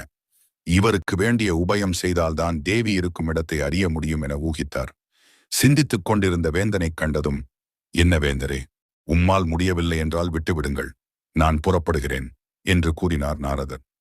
பொறுமை கொள்ளுங்கள் ரிஷி அவர்களே, நான் கூறும் வாக்குறுதிகளால் என் நாட்டில் வாழும் மக்கள் யாவரும் துன்பம் அடையக்கூடாதல்லவா? அதைக் கொண்டே நான் சிந்தனை கொண்டேன் என கூறினார் வேந்தன். நான் கேட்கும் உபயம் தங்களாலும் தங்களின் மகளால் மட்டுமே நிறைவேற்றக்கூடிய ஒன்றாகும். இதில் குடிமக்களுக்கு எவ்விதமும் தொடர்பு இல்லை என ரிஷியான நாரதர் கூறினார். ரிஷியின் கூற்றுகளை ஏற்றுக்கொண்ட வேந்தரும் நாரதர் வினாவிய உபயத்தை செய்து தருவதாக வாக்குறுதி அளித்தார். பிரம்மதேவரின் கூற்று. இன்னல்கள் இன்னும் தொடரும் என்று கூறிய தேவேந்திரன் கூற்றுக்கு, இன்னல்கள் முடிவுக்கு வரும் காலமும் கனிந்து வந்துள்ளன. இந்த காலத்தில் தேவர்களாகிய நீங்கள் சிறு முயற்சி செய்தால் இன்னல்கள் நீங்கி வளம் உண்டாகும் என்று கூறினார் பிரம்மதேவர். பிரம்மதேவரின் கூற்றை கேட்ட தேவேந்திரனோ, நாங்கள் யாது செய்ய வேண்டும் என கூறினால் அப்பணியை சிறப்போடு செய்து முடிக்கிறேன் என்று கூறினார். 3 உலகங்களிலும் தனது அதிகார பலத்தையும் படையை நிறுவிய தாரகாசுரன் தன் படைகளைக் கொண்டு உலக மக்களையும் தேவர்களையும் துன்புறுத்தினாலும் முழு திருப்தி ஏதுமில்லாமல் ஒரு குழப்பமான நிலையுடனே காணப்பட்டான் அசுரகுலவேந்தன். ஏனெனில் போரில் தப்பித்த தேவர்களையும் தேவேந்திரனையும் இன்றளவும் கைது செய்ய முடியவில்லை. தன்னை அழிக்க ஏதாவது திட்டம் தீட்டுவார்களோ என எண்ணினான். மேலும் யோக நிலையில் உள்ள சிவபெருமானின் நிலையையும் அறியும் பொருட்டு தன் ஒற்றர்களை அனுப்பி விவரத்தை அறிந்து வருமாறு கூறினான். வேந்தனான இமவானின் கூற்றுகளை ஏற்றுக்கொண்ட நாரதர் தேவி இருக்கும் இடத்தை காண்பிக்கும் பொருட்டு பாதைகளை காட்டினார். வனத்தில் அனைத்து பகுதிகளிலும் அலைந்து தேவியை தேடிய வீரர்கள் ஒரு பகுதியை மட்டும் தவிர்த்தனர். ஏனெனில் அப்பகுதியில் பாதைகள் மிகவும் நெருக்கமாகவும் விண்ணை தொடும் அளவிற்கு உயரமாகவும் இருந்தது. அவ்விடத்தில் மானிடர்கள் யாவரும் செல்ல முடியாதபடியான சூழ்நிலை நிலவியது. பார்வதி தேவி இருக்கும் இடத்தை அறிதல். நாரதரை தொடர்ந்து வந்த மன்னரிடம் அனைவரும் செல்லத் தயங்கிய வனத்தின் பாறைகள் மற்றும் பனியடர்ந்த பகுதியை காண்பித்தார். இப்பகுதியிலேயே தங்களின் மகள் இருப்பதாக உரைத்தார். ஆனால் தங்களுடன் வந்த வீரர்களை விடுத்து தாங்களும் நானும் மட்டுமே செல்ல முடியும் என்று நாரதர் கூறினார். நாரத முனிவரின் கூற்றுகளை ஏற்றுக்கொண்டு தன் படை வீரர்களை அவ்விடமே பாதுகாப்புக்காக விடுத்து வேந்தனான இமவான் நாரதருடன் சென்றார். வனத்தின் மையத்தில் மையலால் மயங்கிய தேவியை காணச் செல்கிறோம் என மனதில் எண்ணினார் நாரதர். தனது ராஜ்யத்தில் வனத்தின் நடுவே இப்படியான இடம் இருப்பதைக் கண்டு மன்னர் வியந்து நின்றார். இவ்விடத்திற்கு வர அனைவரும் அச்சம் கொள்ள என் மகள் எவ்விதம் இவ்விடத்திற்கு வந்தாள் என வியந்தார். இதுவே காலத்தின் கட்டாயமாகும் என நாரதர் பதில் உரைத்தார். சிறிது தூர பயணத்தில் வனத்தின் மையப் பகுதியை அடைந்தனர். பல பாறைகள் ஒன்றிணைந்து உருவாகிய ஒரு குகையின் வெளியே தன்னுடைய அன்பு மகளான பார்வதி தேவி சுய நினைவின்றி மயக்கமுற்று இருப்பதை கண்ட இமவான் தனது மகளின் அருகில் விரைந்து ஓடி பார்வதி பியோயம் பார்வதி என கூறி மயக்கத்தில் இருந்த மகளை எழுப்ப முயன்றார். நாரதரோ தேவியை அரண்மனைக்கு அழைத்துச் செல்ல வேண்டும் என கூறினார். நாரதரின் கூற்றுக்கு பின்னே சுய நினைவுக்கு வந்த மன்னர் தன்னுடைய அன்பு மகளை கையில் ஏந்திய போது அவர்கள் இருந்த இடத்தையும் சுற்றுப்புற மாறுபாட்டையும் உணர்ந்தார் வேந்தனான இமவான். வனத்தில் நுழைந்தபோது இருந்த குளுமை இவ்விடத்தில் இல்லாததையும் எங்கும் கிடைக்காத மன அமைதி இவ்விடத்தில் கிடைக்கின்றதையும் உணர்ந்தார் இமவான். வரும் வழியில் இடையூறுகளாக இருந்த பனிப்பாறைகள் யாவும் விலகி வழி தந்தன. நிகழ்வது யாதும் புரியாமல் தன் மகளை கையில் ஏந்திய வண்ணம் அரண்மனைக்கு நாரதருடன் வேந்தனான இமவான் சென்றார். அரண்மனையை அடைந்த இமவான் அரண்மனையில் தன் மகளின் நிலையை கண்டதும் தாயான மேனை பதற்றத்துடன் தன் மகளை வாரி அணைத்து என்னவாயிற்று என் மகளுக்கு என புலம்ப ஆரம்பித்தார். பின் இமவான் தன் மனைவியை அமைதி கொள்ளச் செய்து வைத்தியரின் பணியை செய்ய விடுமாறு கூறினார்.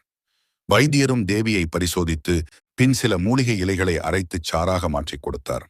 பார்வதி தேவியின் நிலை அறிந்த வைத்தியர் இமவானிடம் ஏதோ ஒரு விதமான அதிர்ச்சியினால் தேவி மயக்கமடைந்துள்ளார் என்றும் உடல்நிலை சிறிது நேரத்தில் சீர்பெறும் எனவும் கூறிச் சென்றார். குகையின் ரகசியம்.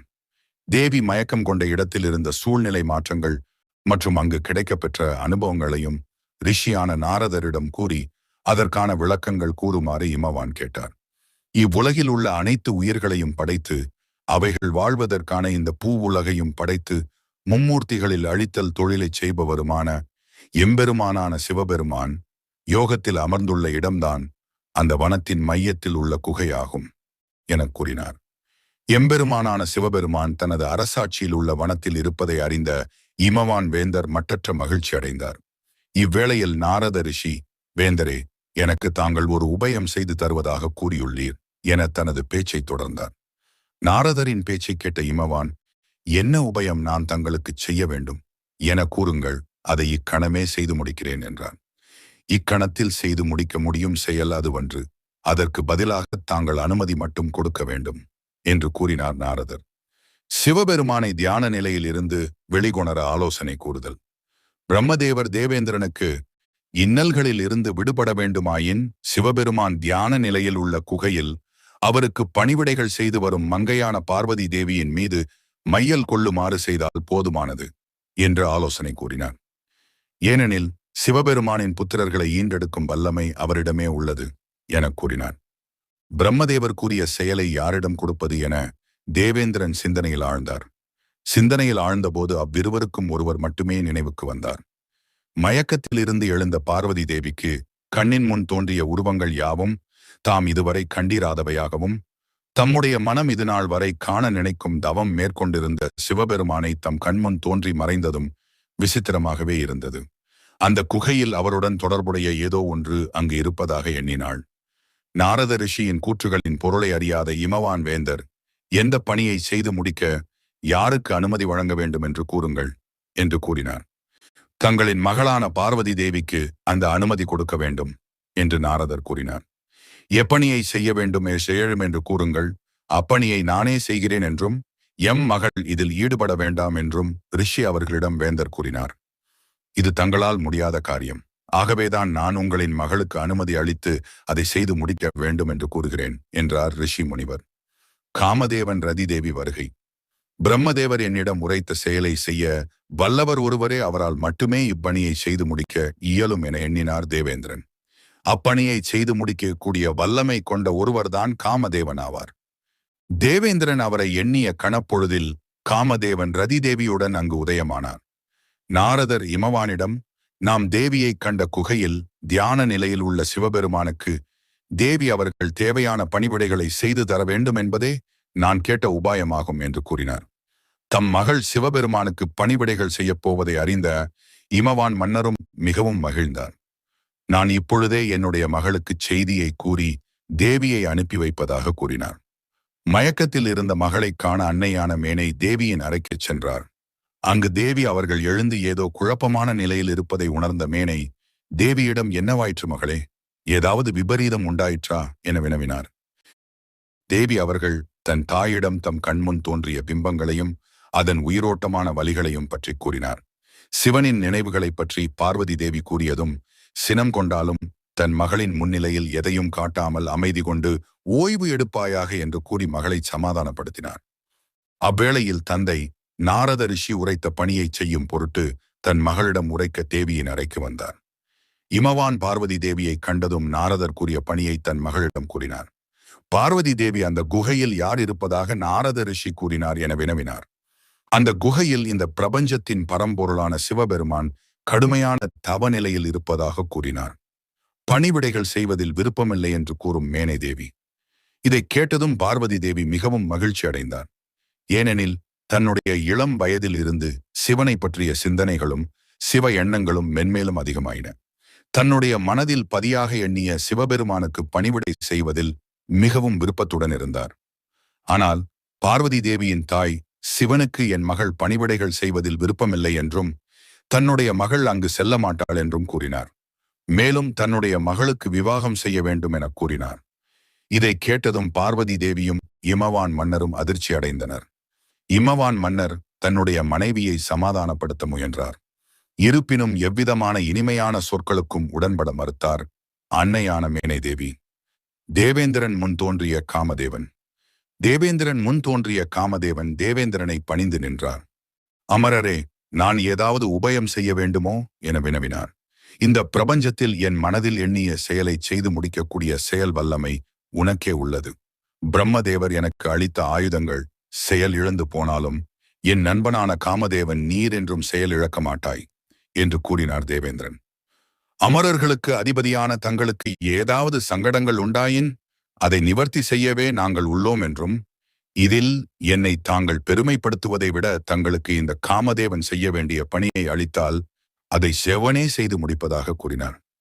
உலகில் உள்ள அனைத்து மக்களுக்கும் ஆசைகளை உண்டாக்கி அவர்களை நல்வழிப்படுத்துவதும், அவர்களை ஆயுதங்களால் துன்பப்படுத்தாமல் அவர்களின் ஆசைகளால் துன்பத்திற்கு ஆளாக்கக்கூடிய வல்லமையுடைய காமதேவனே, உயிர்களிடத்தில் அன்பையும் காமத்தையும் உருவாக்கும் திறன் கொண்ட நீர் இப்பூவுலகில் இமயமலையில் உள்ள ஒரு குகையில் தியான நிலையில் உள்ள எம்பெருமானுக்கும் அங்கு அவருக்கு பணிவிடை செய்ய வரும் பார்வதி தேவிக்கும் காதல் எண்ணங்களை உருவாக்க வேண்டும் என்று கூறினார்.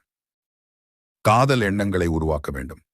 பரம்பொருளான சிவபெருமானுக்கு காதல் எண்ணங்களை உருவாக்க வேண்டும் என்று கூறியதும் காமதேவனின் மனைவியான ரதிதேவி மிகவும் அதிர்ச்சி அடைந்தார்.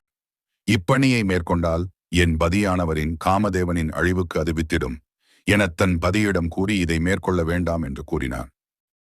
இவ்விதம் ரதிதேவி உரைத்ததும் தேவேந்திரன் சினம் கொண்டு, நீர் செய்யும் இந்த செயலால் இந்த பிரபஞ்சமே அடையும் நன்மை எண்ணில் அடங்காது என்றும், தேவர்களுக்கு பல்வேறு இன்னல்களை உருவாக்கும் தாரகாசுரனின் அழிவு நிச்சயிக்கப்படும் என்றும் கூறினார். தந்தையின் விருப்பங்களுக்கு தாயின் அனுமதி கிடைக்காததால் தான் சிவபெருமானை காண முடியாத நிலை உண்டாகுமோ என தனிமையில் அரண்மனையில் உள்ள குளத்தில் ஆழ்ந்த சிந்தனையில் லயித்துக் கொண்டிருந்தார் பார்வதி தேவி. இவ்வேளையில் தன் மகளைக் காண தேவியின் அறைக்கு தாயான மேனை சென்றார். ஆனால் அங்கு பார்வதி தேவியை காணவில்லை. பின் தேவியை தேடி அரண்மனையில் எப்போதும் தேவி இருக்கும் இடத்தை தேடிச் சென்றார். அங்கு சென்று பார்த்தபோது பார்வதி தேவி மிகவும் கவலையுடனும் தோய்வுற்ற முகத்துடனும் காணப்பட்டார். தேவியின் வருத்தத்தை உணர்ந்த அன்னை தனக்கு விருப்பமில்லை என்றாலும் தன் மகளுக்காகவும் தன் கணவரின் விருப்பங்களுக்கும் மனம் இறங்கி வேறு வழி ஏதுமில்லாத சூழலால் சிவபெருமானுக்கு பணிவிடை செய்ய அனுமதித்தார். ஆனால் விவாகம் என விருப்பம் போல் இருக்க வேண்டும் என்று கூறினார். தேவேந்திரனின் கோபம். ரதிதேவியின் கூற்றுகளால் கோபம் அடைந்த தேவேந்திரனை சமாதானப்படுத்தும் விதமாக காமதேவன் தேவேந்திரனிடம், அதிபதியே, என் பதி கூறிய கூற்றுகளில் ஏதேனும் பிழை இருப்பின் அவளை மன்னித்தருள்வாயாக. ஏனெனில் நான் அவளின் கணவனாவேன். ஏதேனும் விபரீதம் நடந்தால் தன்னுடைய மாங்கல்யத்திற்கு பாதிப்பு நேரிடுமோ என அஞ்சுகிறாள் என்று கூறி தன் மனைவியின் எண்ணங்களை காமதேவன் விளக்கினார். காமதேவன் அளித்த கூற்றுகளை ஏற்றுக்கொண்டு ரதிதேவியை மன்னித்து விட்டேன் என்று தேவேந்திரன் கூறினார். மேலும் இப்பணியை விரைவாகச் செய்து முடிக்க வேண்டும் என்றும் கூறினார்.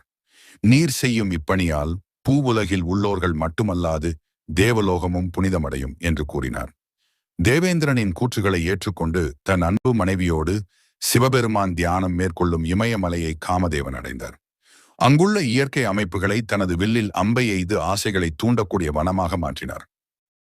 அதாவது இலையுதிர் பருவத்தால் வனத்தில் இருந்த செடிகள் மற்றும் மரங்கள் யாவும் வாடிய நிலையில் மலர்கள் இல்லாத வனமாக இருந்ததை அழகிய வனமாக மாற்றினார். செடி மற்றும் மரங்களில் புதிய இலைகள் தோன்ற வைத்து அதில் மனதை மயக்கக்கூடிய பூக்களை உருவாக்கி மனத்தால் சஞ்சலம் அடையக்கூடிய சூழலாக காமதேவன் மாற்றி அமைத்தார்.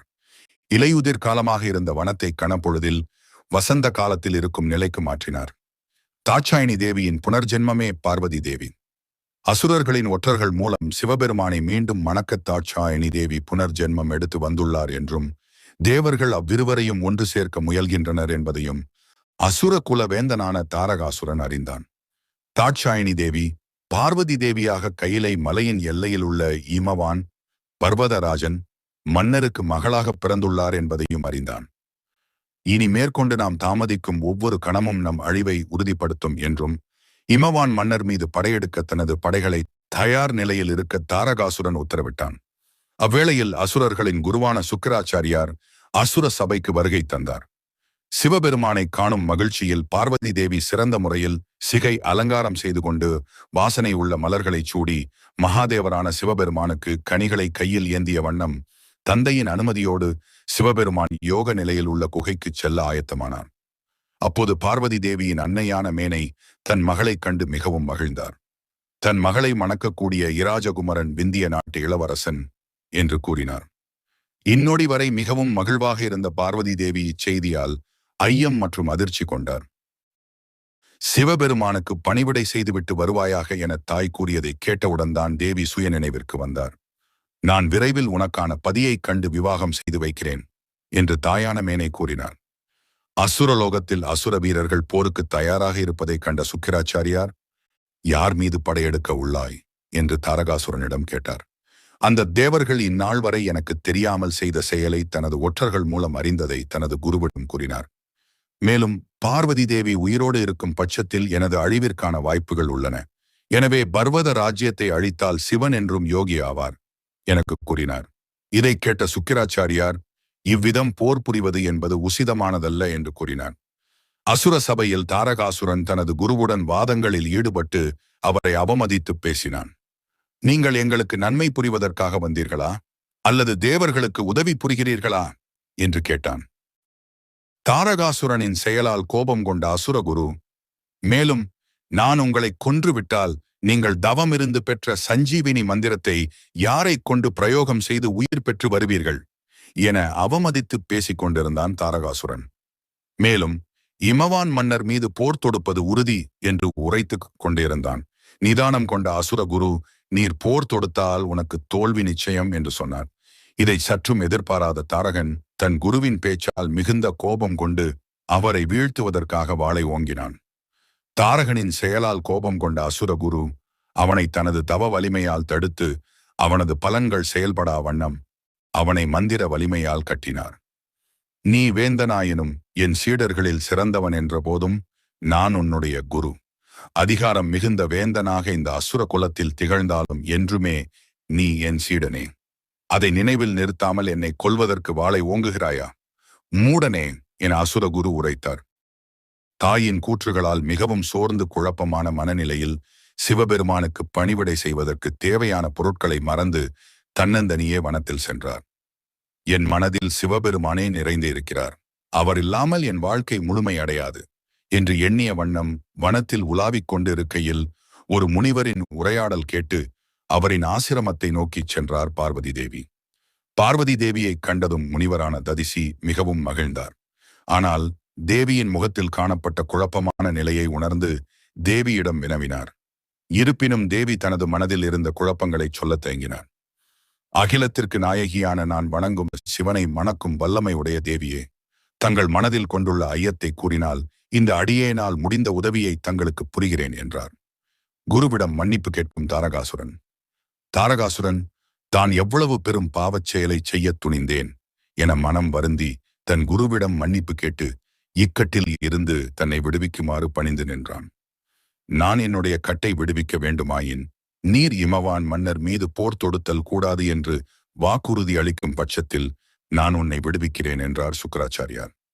அசுர குருவின் கூற்றுக்கு இணங்கி இமவான் மன்னர் மீது போர் தொடுக்க மாட்டேன் என்னும் வாக்குறுதியை தாரகாசுரன் அளித்தான். அதன் பின்பே சுக்கராச்சாரியார் உருவாக்கிய மந்திர சக்தியின் கட்டுகளை விடுவித்தார். தன் குருவின் பாதம் தழுவிதான் இழைத்த பிழையை மன்னித்தமைக்கு நன்றி கூறினான். அசுரகுல வேந்தனே, நான் செய்யும் செயல்கள் எப்போதும் அசுரகுல முன்னேற்றத்தை நினைவில் கொண்டே புரிவேன் என்று கூறி அவ்விடத்தை விட்டு அசுரகுரு மறைந்தார். பார்வதி தேவியின் குழப்பம். முனிவரின் கூற்றுகளை ஏற்றுக்கொண்ட தேவி தன் மனதில் கொண்ட ஐயத்தை, அதாவது தன் தாய் தன்னை அருகில் உள்ள பேரரசின் இளவரசருடன் திருமணம் செய்து வைக்க உள்ளார். ஆனால் என் மனதிலோ சிவன் மட்டுமே உள்ளார்.